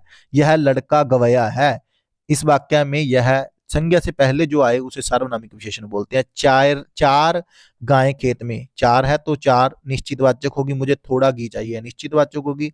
कुछ शब्द है परिणामवाचक, ये आप पढ़ लेना। क्रिया है उसके भेद, काम का नाम बताने वाले शब्द को क्रिया कहते हैं। चिड़िया आकाश में उड़ रही है, इस वाक्य में उड़ रही है कौन है, अकर्मक क्रिया है। कौन उड़ रही है, आकाश में उड़ रही है, अकर्मक क्रिया के मूल रूप को कहते हैं धातु। जिस क्रिया के कार्य का फल कर्ता को छोड़कर कर्म पर पड़े उसे स्कर्मक लिखना शब्द है स्कर्मक, ठीक है जी। क्या लिखना, क्या पढ़ना है ना, तो ये चीज है। जिस क्रिया की रचना संज्ञा, सर्वनाम अथवा विशेषण के आधार पर की जाती है उसे नाम धातु क्रिया कहते हैं। जब दो या दो से अधिक क्रियाएं मिलकर किसी पूर्ण क्रिया को बोध कराती है उसे कहते हैं संयुक्त। रोना क्रिया है, अकर्मक क्रिया। जितना भी जोर से चीखे वाक्य में क्रिया है अकर्मक। जैसे दिनेश पढ़कर सोया, पूर्व कालिक है, ये तो पहले बात होगी। किसान खेत के सूखे पड़े, प्रेरणात्मक का पीना है। और कर्मक अविकारी शब्द, लता बहुत अच्छा गाती है, वाक्य में कौन सा व्यंजन है, परिणाम परिमाणवाचक। अरे जरा इधर तो आ, ये विस्मयादि बोधक है, ठीक है जी। विस्मयादि यानी कि ये गुल्ली और डंडा लगता है। धीरे धीरे, कछुआ धीरे धीरे चलता है, इसमें क्रिया विशेषण है। दो शब्दों या वाक्य को जोड़ने वाला समुच्चय बोधक। उसने आंख फाड़ कर देखा, इस वाक्य में फाड़ कर क्रिया विशेषण। अव्यय क्रिएशन है, क्रिया विशेषण है। अविकारी वह धीरे बोलता है, क्रिया विशेषण है, ठीक है जी।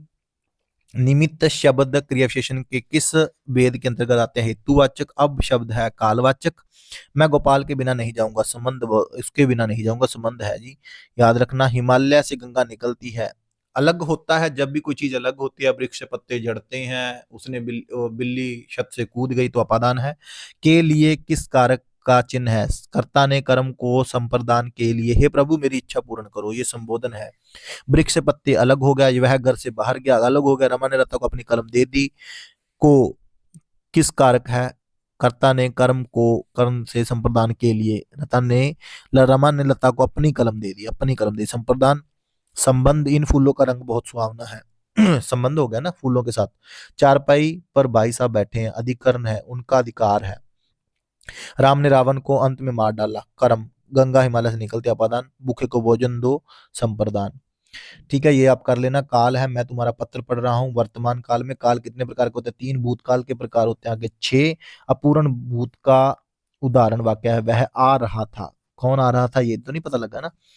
तो क्रिया के जिस रूप से आभास होता है कि भूतकाल में होने वाली क्रिया का होना किसी अन्य क्रिया के होने पर निर्भर है, उसे कहते हैं हेतु। हेतु मदभूत।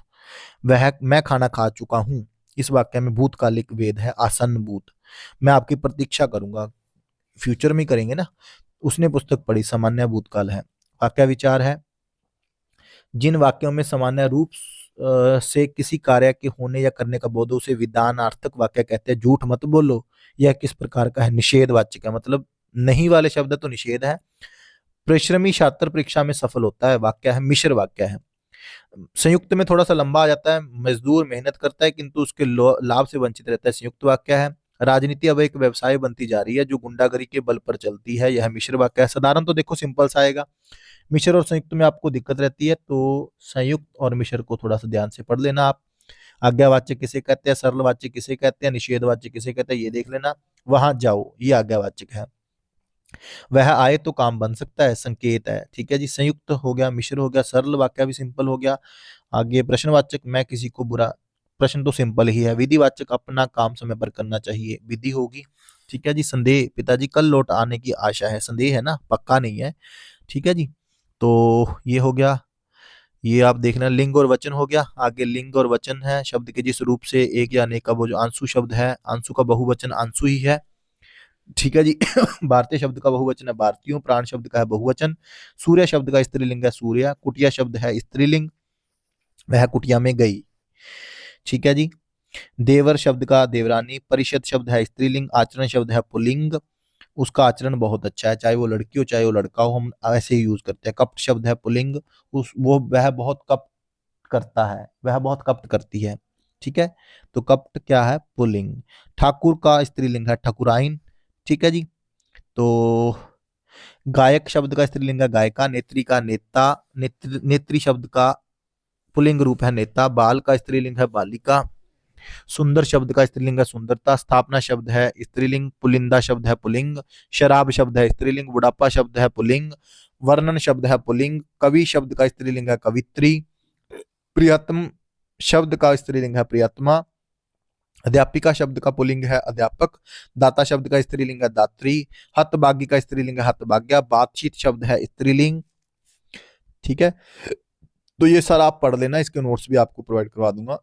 और ज्यादा से ज्यादा वीडियो को शेयर कर देना। विलोम शब्द, विपरीत अर्थ का बोध कराने वाले को विलोम शब्द, विरोधी शब्द पंजाबी कह देने, उल्टे शब्द भी कह देते हैं और विपरीतार्थक शब्द भी कह देते हैं। उपकार शब्द, उपकार करना, किसी के ऊपर उपकार करना। दूसरा है अपकार करना।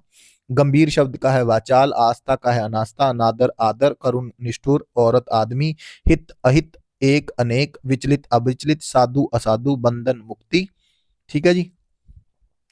परमार्थ स्वार्थ, ध्वंस निर्माण, निंदा स्तुति, शयन जागरण और स्वाधीन पराधीन।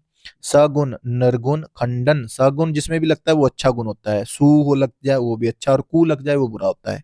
खंडन मंडल, ठीक है, खंडन कर देना, मंडल कर देना। उदय करना, उदय सूर्य है, पूर्व से उदय होता है और पश्चिम में अस्त होता है, ऐसे याद करना। आदि अनादि, आदि अंत।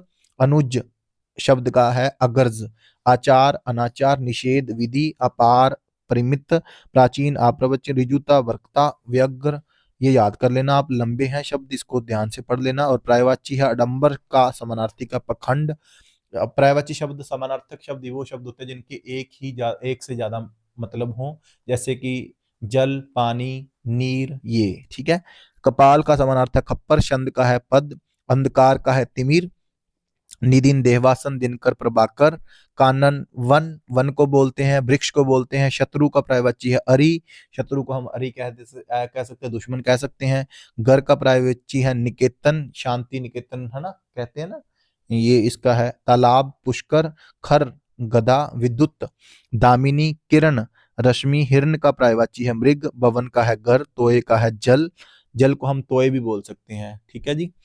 याद रखना, पृथ्वी का है रत्नबर्गा। अग्नि का है हुताशन भी बोलते हैं अग्नि को, ठीक है जी।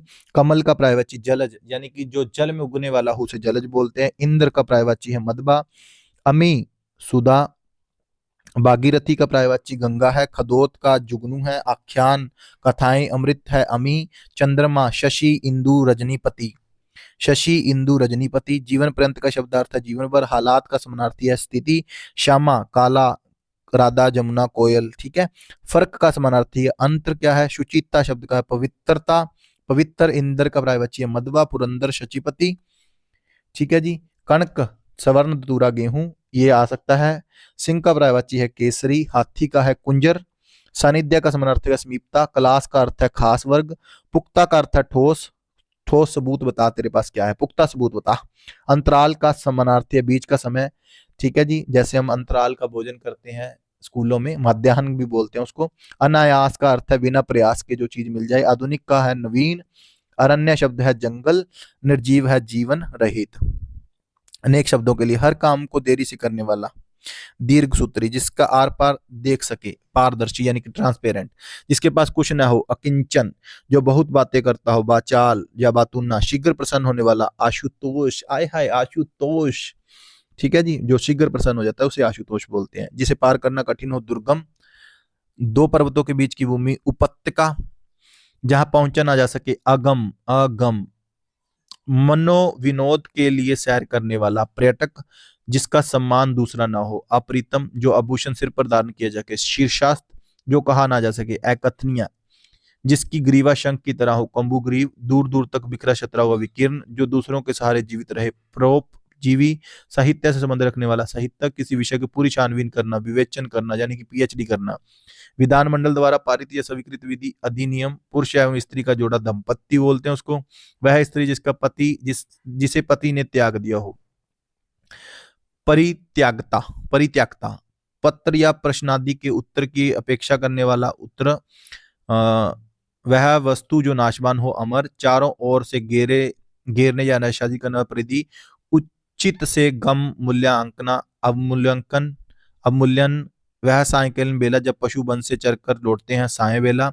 एक प्रकार का ज्वर जिसमें वात, पित्त, कफ और तीनों को पित्तो, सनिपात। रक्त से सना हुआ, रक्तम। जो पहले कभी ना हुआ, अभूतपूर्व। किसी साहित्यिक कृति की समालोचना करने वाला, समीक्षक।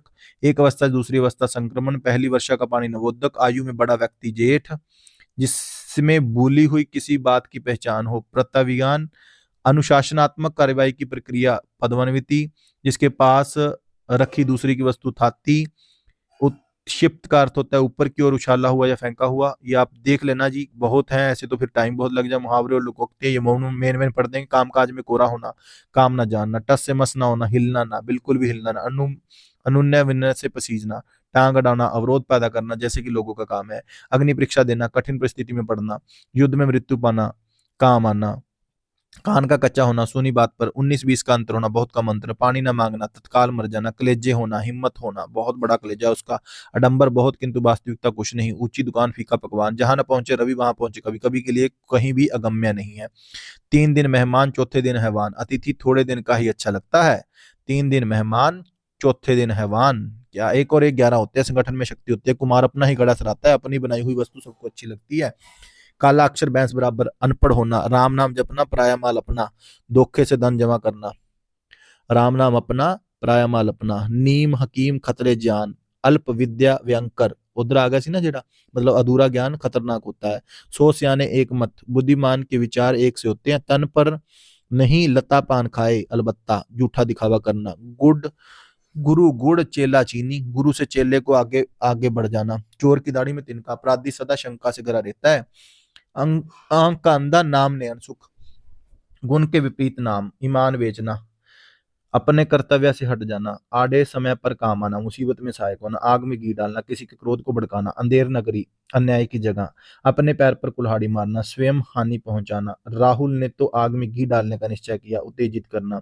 वीरू और जय में चोली दामन का साथ रेखांकित का है, चोली दामन एक दूसरे पर निर्भरता, चोली दामन। मधु जहर का घूंट पी कर रह गई, वाक्य में प्रयुक्त मुहावरे का अर्थ है क्रोध को नियंत्रित करना, पानी पीकर जाति पूछना, काम निकालने के बाद सोचना।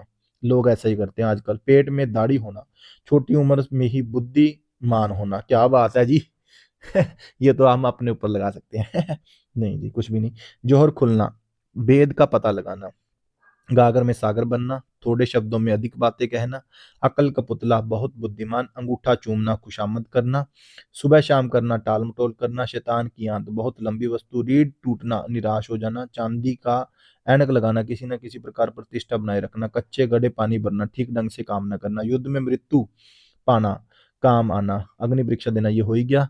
आंतड़ियों काठ का उल्लू, मूर्ख, द्रौपदी का चीर करना, कभी समाप्त ना होना, भगीरथ प्रयत्न, असाधारण प्रयत्न, आंतड़ियों में बल पड़ना, बहुत हंसना, ਢਿੱਡ 'ਚ ਆਪਾਂ ਕਹਿੰਦੇ ना चूहे कूदन लग गए, मतलब हंस हंस के ढिੱਡ पीड़ होने लग गई, आंतड़ियों में बल पड़ना, अंगूठा दिखाना, इंकार करना, उल्ट फेर होना, परिवर्तन होना, बहुत बड़ा उल्ट फेर कर दिया जब धोनी ने लास्ट बॉल पे सिक्स लगा दिया तो बहुत बड़ा उल्ट फेर हो गया।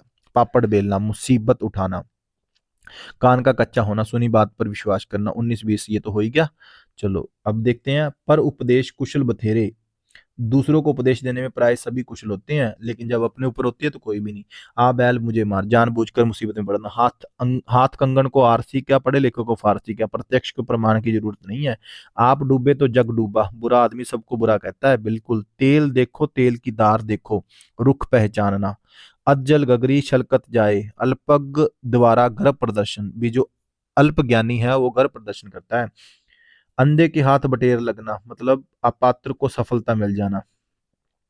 आगे नात न पीछे पगाहा, नियंत्रण रहित होना। तीन लोग से मथुरा न्यारी, जरूरत से ज्यादा बड़ाई करना। तीन लोग से मथुरा नारी, छज बोले तब बोले, शालनी क्यों ना बोले।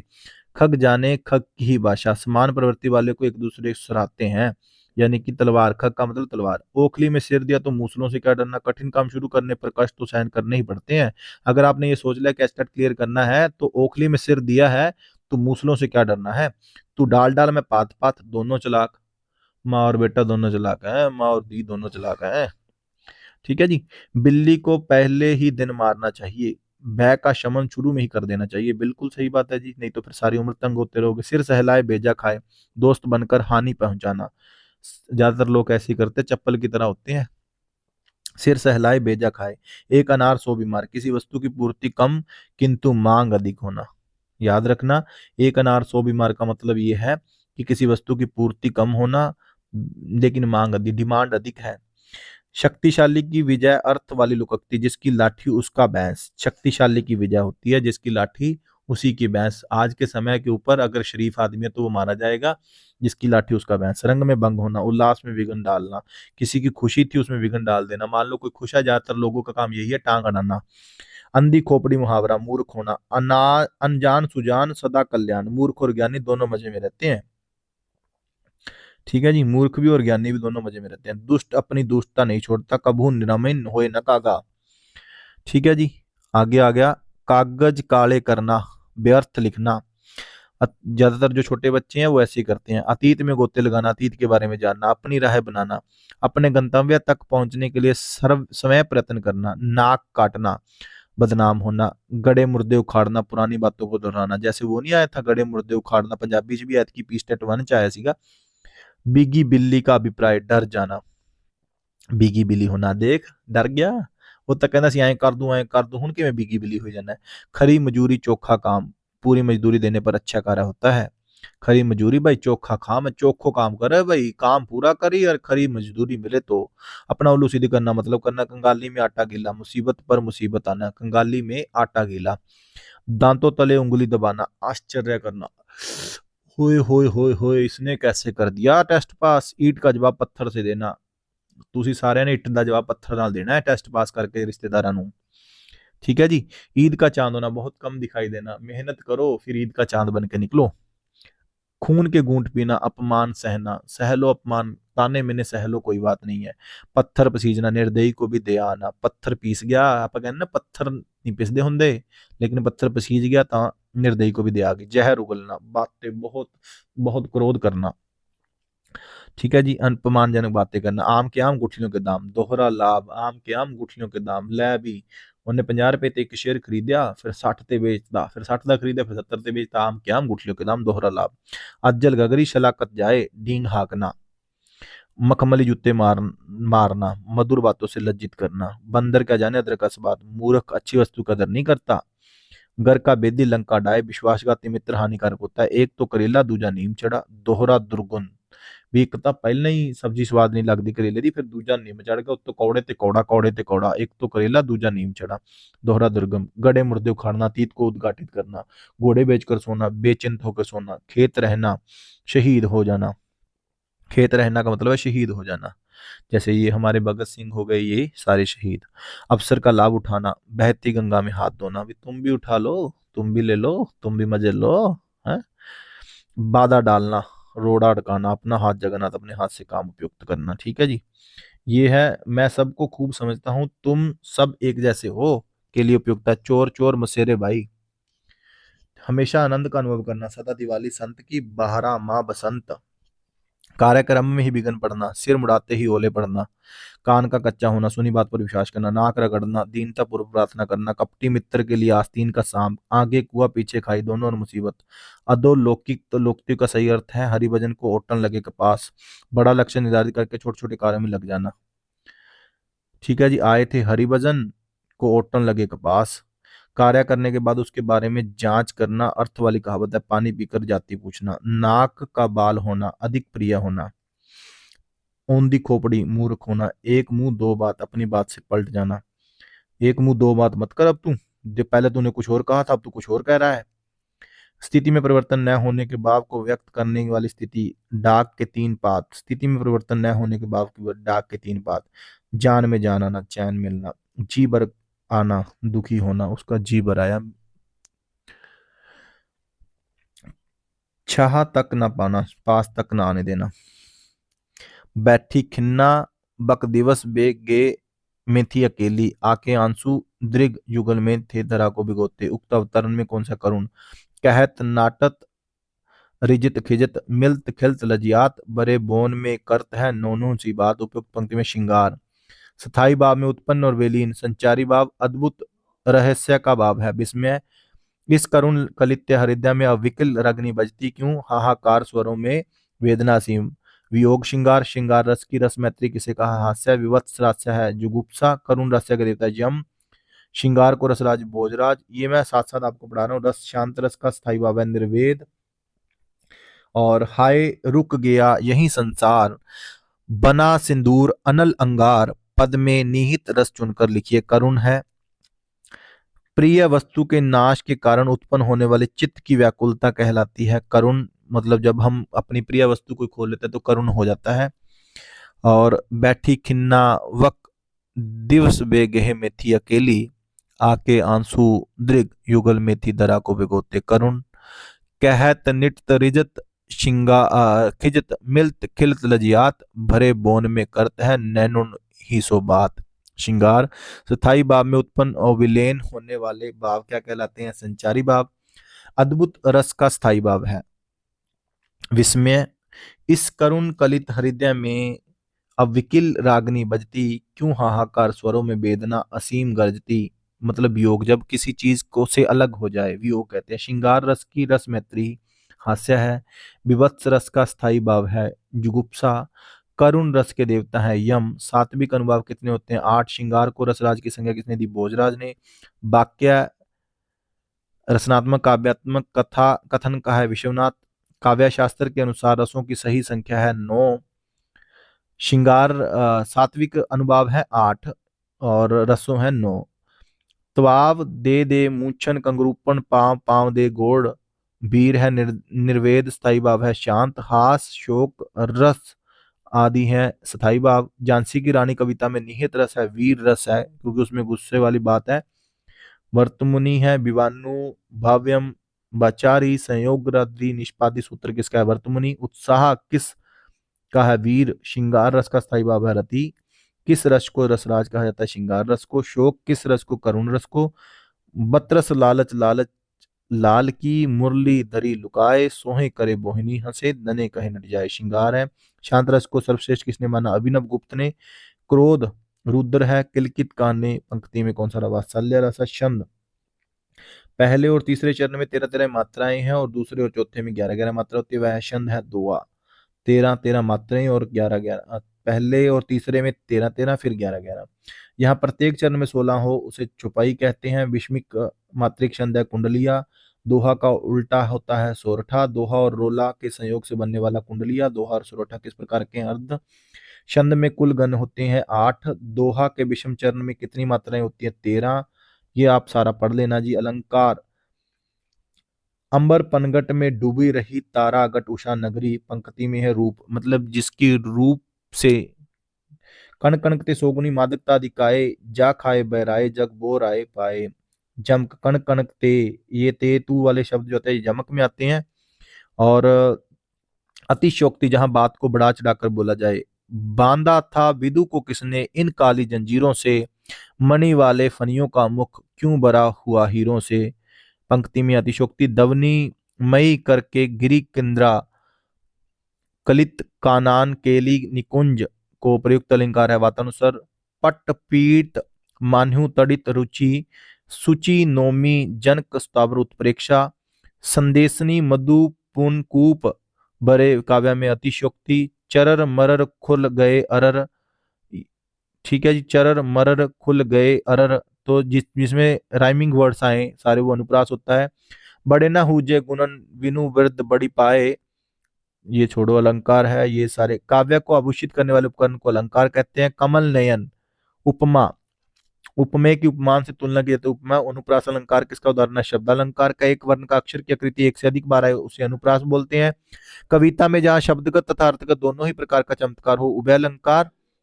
मेघ आए बड़े बन ठन कर, पाहुन ज्यों ही आए को गांव में शहर के, मानवीकरण अलंकार है। उत्प्रेक्षा जहां उपमेय में उपमान की संभावना की जाए, उत्प्रेक्षा उसका मुख चंद्रमा के समान है, सुंदरता। असंख्य कृति रश्मियां विकर्ण दिव्य दायसी उपमा, चारू चंद्र की चंचल किरणें खेल रही थी चलथल में, ठीक है, अनुप्रास, क्योंकि ये सारे। लाल चेहरा नहीं फिर लाल किसके, जमक। मुख्य मयंक सम मंजू मनोहर उपमा, हरिपद कोमल कमल में उपमा। रहीमन जो गति दीप की कुल कपूत गति, बारे उजारे बड़े अंधियारो हुए शलेष। कबीरा सोई पीर की जय जाने पर पीर, जय पर पीर न जानी सो कबीर, जमक अलंकार है। ये सारा याद करना। जहां वर्णों की वृत्ति आए अलंकार, जहां एक शब्द अथवा शब्द समूह का एक से अधिक बार प्रयोग हो किंतु उसका अर्थ प्रत्येक बार अर्क हो उसे जमक कहते हैं। कणक कणकते सोगुनी मादकता दिखाए, जैसे कणक में पहले कणक का अर्थ हो रहा है दूसरे कणक का अर्थ है, इसे हम यमक अलंकार बोलते हैं। जैसे पीतर पारत सरिस मंडोला, उपमा के कारण रोवे जनटोही उत्प्रेक्षा, ये याद रखना आप। जमक कहे कवि बेणी, बेणी देखो बेणी का पहले वेणी का अलग है दूसरे वेणी का अलग है, तो यमक। देखो अगर आपको कुछ नहीं समझ में आता, अनुप्रास समझ में आ गया, यमक आ गया कि जिसमें दो शब्द आए, बाकी का आपको देखो उसमें से आप ढूंढ ही लोगे, ठीक है जी। तो ये है सारी भाषा शिक्षण में पढ़ाया गया विषय। छात्रों को कितना समझ में आया इससे ज्ञात करने का अभ्यास सिद्धांत है। भाषा के सभी रूपों में से किस रूप का सबसे अधिक प्रयोग किया जाता है? मौखिक रूप का प्रयोग किया जाता है। भाषा संसार का नादम्य चित्र है, ध्वनिमय स्वरूप है। यह विश्व की हृदय तंत्री की झंकार है। सुमित्रानंदन पंत, शिक्षार्थी द्वारा किसी विषय पर बोलना या लिखना भाषा के किस पक्ष का उजागर करता है? अभिव्यक्ति का। अधिगम शब्द का अर्थ है सीखना। भाषा निश्चित प्रयत्न के फलस्वरूप मनुष्य मुख से निस्तृत है, यह भोलानाथ तिवारी ने कहा। शिक्षण एक ऐसी व्यवस्थित प्रक्रम है जिसमें छात्र विभिन्न क्रियाकलापों द्वारा सीखता है। स्मिथ, शिक्षक द्वारा श्याम पट पर लिखना, ये प्रस्तुतिकरण है, ठीक है जी, प्रेजेंटेशन है। तैयारी आयाम के अंतर्गत विषय का परिचय दिया जाता है। टाइपिंग सीखना किस अधिगम के अंतर्गत है? क्रियात्मक, ठीक है जी। जब व्यवहार का केंद्र भाषा हो तो भाषा अधिगम जोड़ता है। शिक्षण तथा अधिगम, अधिगम है एक परिवर्तनशील है। Learning is a changeable and शिक्षण को एक ऐसी अनुशासित सामाजिक प्रक्रिया जिसमें शिक्षक अपने कम अनुभवों लोगों के व्यवहार द्वारा मॉरिसन, यदि किसी पाठ को 5 शिक्षार्थी अलग अलग ढंग से सोचते हो तो शिक्षक का कार्य है पाठ के सही तथा उचित निष्कर्ष के साथ शिक्षार्थियों को अवगत करवाना। कविता पाठ करवाना क्रियाशीलता का सिद्धांत है। किस विधि के अंतर्गत अध्यापक व्याकरण विषयों को प्रसंग के साथ जोड़ने का प्रयास करता है? प्रासंगिक। व्याकरण नियमों को जाने बिना भाषा के शुद्ध रूप का अनुभव किया जाता है, वह विधि है प्रत्यक्ष विधि। शालिनी पर्यायवाची शब्द समझाने के लिए विद्यार्थियों को कुछ समूह में बांटकर उनमें से एक खेल करवाती है, वह विधि है खेल विधि। भाषा शिक्षण में व्याकरण का उद्देश्य है विद्यार्थियों को भाषा का शुद्ध प्रयोग करके सिखाना। भाषा शिक्षण में सिद्धांतों में से किस सिद्धांत में छात्रों को सबसे कम मेहनत करनी पड़ती है? प्रासंगिक विधि। प्राय देखा जाता है कि बच्चे व्याकरण विषय में ज्यादा रुचि नहीं लेते, इसके पीछे कारण होता है विद्यालयों में व्याकरण पढ़ाने के लिए पुस्तकों का प्रयोग करना। हालांकि अगर खेल खेल में करवाया जाए तो व्याकरण अच्छे तरीके से पढ़ाई जा सकती है। विचारात्मक अधिगम के अंतर्गत आता है पहाड़े सीखना। विचारात्मक अधिगम है ये, थॉटेबल लर्निंग है। मोनिका पहली कक्षा को खेल द्वारा वर्णन सिखाती है, यह है किस शिक्षण? खेल मनोरंजन। पलक प्रसिद्ध व्याकरणिक शास्त्री की पुस्तकों को पढ़कर व्याकरण सीखने का प्रयास करती है, उसका यह प्रयास भाषा शिक्षण के प्रयोग विधि है। शिक्षण के सभी आयामों से नियमों या सिद्धांतों शिक्षार्थियों तक पहुंचने का प्रयास सामान्य करना है। बच्चे किस विषय में अधिक रुचि लेते हैं? जिन विषयों में उनका जीवन से जोड़ा गया हो। भाषा कौशल है वर्णोच्चारण, वर्ण के उच्चारण विधि का प्रयोग किस भाषा में किया जाता है? पठन कौशल में। जो बच्चे सुन नहीं सकते उन्हें भाषा सीखने में समय लगता है। दैनिक कार्यों में सबसे अधिक किन 2 कौशलों का प्रयोग करता है? मौखिक ते श्रवण, अपन सुन दे बोल दे ज्यादा, लिख दे बहुत घाटा। ठीक है जी। यदि अध्यापक सेब के चित्र को देखकर छात्रों को उसके विषय में कुछ बोलने कहा जाए तो उसे मौखिक कौशल कहेंगे। आंख, कान तथा हाथ का प्रयोग किस शिक्षण विधि के द्वारा आवश्यक माना जाता है? मॉन्टेसरी विधि है। आंख, ear, eye and hand coordination. Montessori विधि अध्यापक द्वारा बनाए गए बिंदुओं से वर्ण का प्रयास। रूप रेखा अनुकरण विधि। ऊपर लिखे वाक्यों को देखकर लिखना।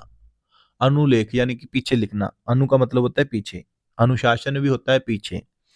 या याशी की अध्यापिका निश्चित समय अंतराल पर मौखिक लिखित प्रयोगात्मक परीक्षा लेती है, अध्यापिका मूल्यांकन करने के लिए किस विधि का परिमाणात्मक। बच्चों की पठन कुशलता का विकास करने के लिए विभिन्न संदर्भों से जुड़ी सामग्री किस विकल्प में पढ़कर अर्थ ग्रहण किया जाता है? पढ़ना सुनना। प्राथमिक स्तर पर भाषा कौशल का मूल्यांकन किया जाता है शब्दों के अर्थ समझने की क्षमता के आधार पर। हिंदी भाषा शिक्षण मूल्यांकन प्रक्रिया मात्रात्मक तथा गुणात्मक है। ठीक है जी। श्रवण कौशल का हिस्सा नहीं है, यानी कि सुनने वाली कौशल का हिस्सा नहीं। अपने विचारों को अभिव्यक्त करना, ये बोलने का है, सुनने का नहीं है। भाषा सीखने की प्रक्रिया का अंतिम कौशल है, लास्ट क्वेश्चन है LSRW से याद रखना, listening, speaking, reading and writing last है। अनुलेख, श्रुतलेख, सुलेख किस सुलेख से जुड़े हैं? लेखन से हैं। छात्र विषय में रुचि ले रहे हैं या नहीं, इसका पता करने के लिए जांच विधि। रोमा पहली कक्षा विद्यार्थियों से बाल गीत सुन रही है। उच्चारण कौशल है। मूल्यांकन की प्रवृत्ति का वर्गीकरण गुणात्मक तथा परिमाणात्मक। गीतिका शब्द को शब्द बोलती है, मूल्यांकन की किस प्रविधि के कारण इसका पता लगाया जाता है? परिमाणात्मक विधि। ठीक है जी। श को स बोलती है तो परिमाणात्मक। राधिका ने अपने भाषण में शिक्षक दिवस से संबंधित कई महत्वपूर्ण जानकारी दी। भाषा को ग्रहण करने में सहायक है श्रवण कौशल। शबनम ने कल के मैच का आंखों देखा हाल अपने सहपाठियों को सुनाया, भाषण के द्वारा सुनाया। निबंधात्मक, लघु उत्तरीय, वस्तुनिष्ठ, ये लिखित परीक्षा है। मूल्यांकन से हमें छात्रों के गुण तथा दोष दोनों का पता चलता है। कनक ने कक्षा के सभी छात्रों को सारांश लेखन का कार्य दिया है, इस प्रक्रिया के माध्यम से किस कौशल का लेखन है? बिल्कुल। शोभना ब को व लिखती है, इसकी समस्या क्या कहते हैं? डिस्ग्राफिया। 90 से 109 वाले को औसत बोलते हैं। बहुभाषिक कक्षा में हिंदी भाषा शिक्षण के लिए सबसे उच्चतम तरीका है आपस में बातचीत का अवसर देना। नीरज ड को र बोलता है, शुद्ध उच्चारण द्वारा दूर किया जा सकता है। आपकी कक्षा कोई छात्र अच्छे से नहीं पढ़ रहा, कारण जानने का प्रयास करेंगे हम। उपचारात्मक शिक्षण का उद्देश्य है छात्रों के दोषों को दूर करना। मौखिक भाषा को जांचने के लिए कौन सा तरीका महत्वपूर्ण होता है? छात्रों से बातचीत करना। साक्षात्कार विधि की जांच व्यक्तिगत दोष द्वारा की जाती है, उसमें इंटरव्यू जब लिया जाता है कि उसमें पर्सनैलिटी के अंदर क्या दोष है, वो शिक्षण अधिगम सामग्री विषय को सरल बनाता है। चार्ट का प्रयोग करना शिक्षण सामग्री का प्रकार है। दृश्य, ठीक है जी, क्योंकि ये दृश्य सामग्री होता है। पिछले शनिवार को उत्कृष्ट के विद्यालय में स्टेनली का डब्बा फिल्म दिखाई गई। फिल्म शिक्षण सहायक सामग्री का कौन सा है? ऑडियो विजुअल एड्स है, यानी कि दृश्य है। श्रव्य सामग्री है। बच्चों को ऐतिहासिक स्थल की जानकारी देने का प्रभावी तरीका, छात्रों को उस स्थल का भ्रमण, सबसे बेस्ट है कि उसका भ्रमण कराया जाए।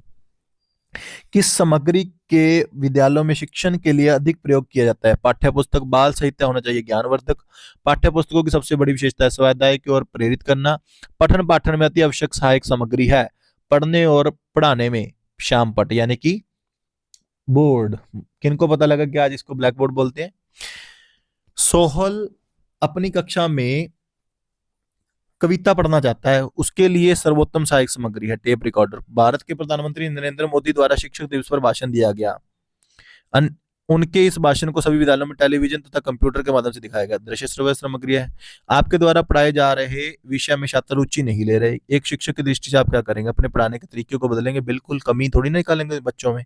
पाठ योजना का निर्माण करते समय केंद्र में किसको रखेंगे? विद्यार्थी को, बिल्कुल, क्योंकि विद्यार्थी को पढ़ाना। चांदनी शर्मा हिंदी की अध्यापिका है, वह कभी कभी कुछ विषयों को समझाने के लिए डीवीडी का प्रयोग करती है। दृश्य श्रव्य सामग्री है। कुछ छात्र हकलाते या तुतलाते हैं, ऐसी परिस्थिति में शिक्षक होने के नाते आपका उन्हें अधिक से अधिक बोलने का प्रेरित करना। परीक्षण तथा निरीक्षण विधियां हैं निदानात्मक यानी कि डायग्नोस्ट। मातृभाषा शिक्षण का सिद्धांत है। क्रियाशीलता भी प्रेरणा रुचि का सिद्धांत। ठीक है जी। उच्च प्राथमिक स्तर पर पढ़ाई जाने वाली भाषा है संघीय भाषा, सह संघीय भाषा, विदेशी भाषा। प्राथमिक स्तर पर पढ़ाई जाने वाली मातृभाषा है। राष्ट्रभाषा किसका प्रतीक है? राष्ट्रीय एकता का। अंतरराष्ट्रीय भाषा विभिन्न राष्ट्रों का एकीकरण। भाषा सीखने का परम उद्देश्य है अपने विचारों को व्यक्त करना। मातृभाषा की विशेषता अनुवाद करके पढ़ाया जाए। और भाषा का प्राथमिक रूप है बोलना, अंतिम रूप है लिखना, प्राथमिक रूप है बोलना। भाषा शिक्षा का उद्देश्य है सुवाचन, सुवाणी, सुलेखन, मतलब अच्छा लिखना, अच्छा बोलना, अच्छा पढ़ना।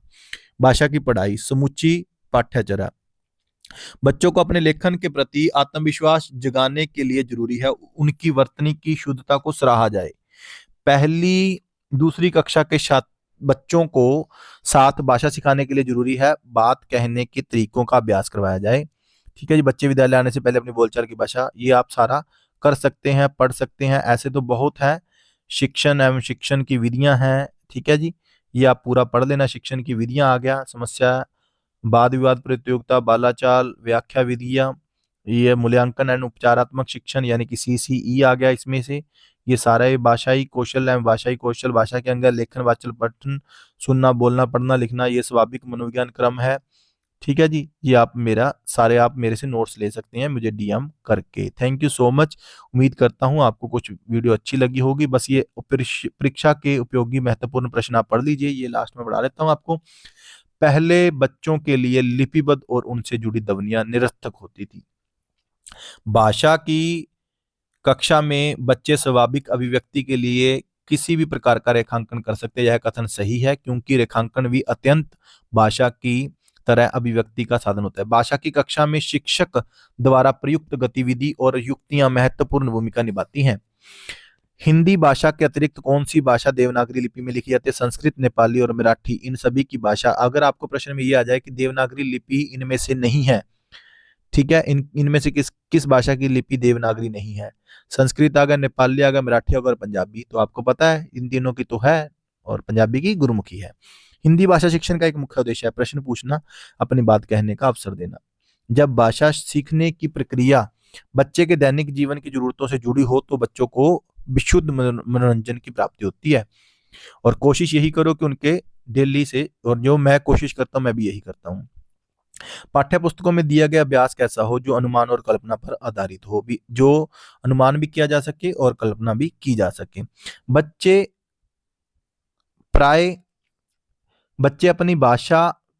बच्चे अपनी बोलचाल की भाषा का अनुभव समाज परिवार से प्राप्त करते हैं। बच्चे शिक्षक के रूप में बच्चों को अपने अनुभव और विचार बताने के लिए उनमें उत्सुकता जगाएंगे। मैं भी ऐसी करता हूँ। हिंदी भाषा में सत्य और व्यापक मूल्यांकन का अंतर यह जानना है कि बच्चे किस प्रकार की त्रुटियां करते हैं। बच्चों में भाषा सीखने की जन्मजात योग्यता है, यह चमस्की कहता है। बच्चे अपने समाज संस्कृत की बात भी वैगोत्सकी करता है। प्रिंट, मुद्रित अथवा लिखित भाषा प्रवेश भाषा सीखने में सहायक है। व्याकरण शिक्षण की आगमन विधि, उदाहरण से नियम की ओर जाते हैं, मतलब एग्जाम्पल टू रूल्स जाते हैं आगमन विधि में। निगमन में उल्ट होता है, पहले नियम फिर उदाहरण। ठीक है जी। भाषा के आधारभूत कौशल है, विद्यालय से ही सीखे जाते हैं। हिंदी भाषा सीखने में पाठ्य पुस्तक साधन है। भाषाई विविधता, बहुभाषिक बच्चों की संज्ञानात्मक विकास की ओर संकेत। मौन पठन का मुख्य उद्देश्य है गहन अर्थ ग्रहण करना, मतलब जब बच्चा बिल्कुल चुप रह के पढ़ता है ना, उसको मौन गहन बोलते हैं, और वो बहुत अर्थ ग्रहण करता है उससे। उच्च प्राथमिक स्तर पर भाषा शिक्षण का मुख्य उद्देश्य साहित्यिक विधाओं से परिचय और व्याकरणिक नियम सिखाना। मानव और पशुओं की भाषा सीखने की क्षमता के अध्ययन के संबंधी प्रयोग हुए चिंपैंजी और बांदरों पर। बच्चों के सीखने की प्रक्रिया में सर्वाधिक महत्वपूर्ण भूमिका होगी बच्चे द्वारा भाषाई प्रयोग के नियम पकड़ना। बच्चे में भाषा सीखने की अक्षमता एवं समझ विकसित हो, इसके लिए आवश्यक है जिस भाषाई कौशल में वक्ता बच्चा सहज हो उसी का प्रयोग करना चाहिए। भाषाई ज्ञान का मूल्यांकन होता है लिखित एवं मौखिक दोनों। भाषिक सापेक्षता के संबंध में प्रचलित व्याख्या की दृष्टि से सही है। भाषा का विचारों पर बहुत गहरा प्रभाव पड़ता है, बिल्कुल पड़ता है जी। लिखित भाषा में अक्षर ध्वनियों के दृश्य प्रतीक होते हैं। सामान्यतः आकृतियों व ध्वनियों का संबंध सुस्थिर एवं सार्वभौमिक होता है, पूर्णतः सत्य है। इंसान और जानवर की भाषा में फर्क है। इंसानों की भाषा को सांकेतिक ध्वनियों चिन्हों के माध्यम से निर्धारित किया जाता है, जबकि जानवरों की भाषा को नहीं किया जाता।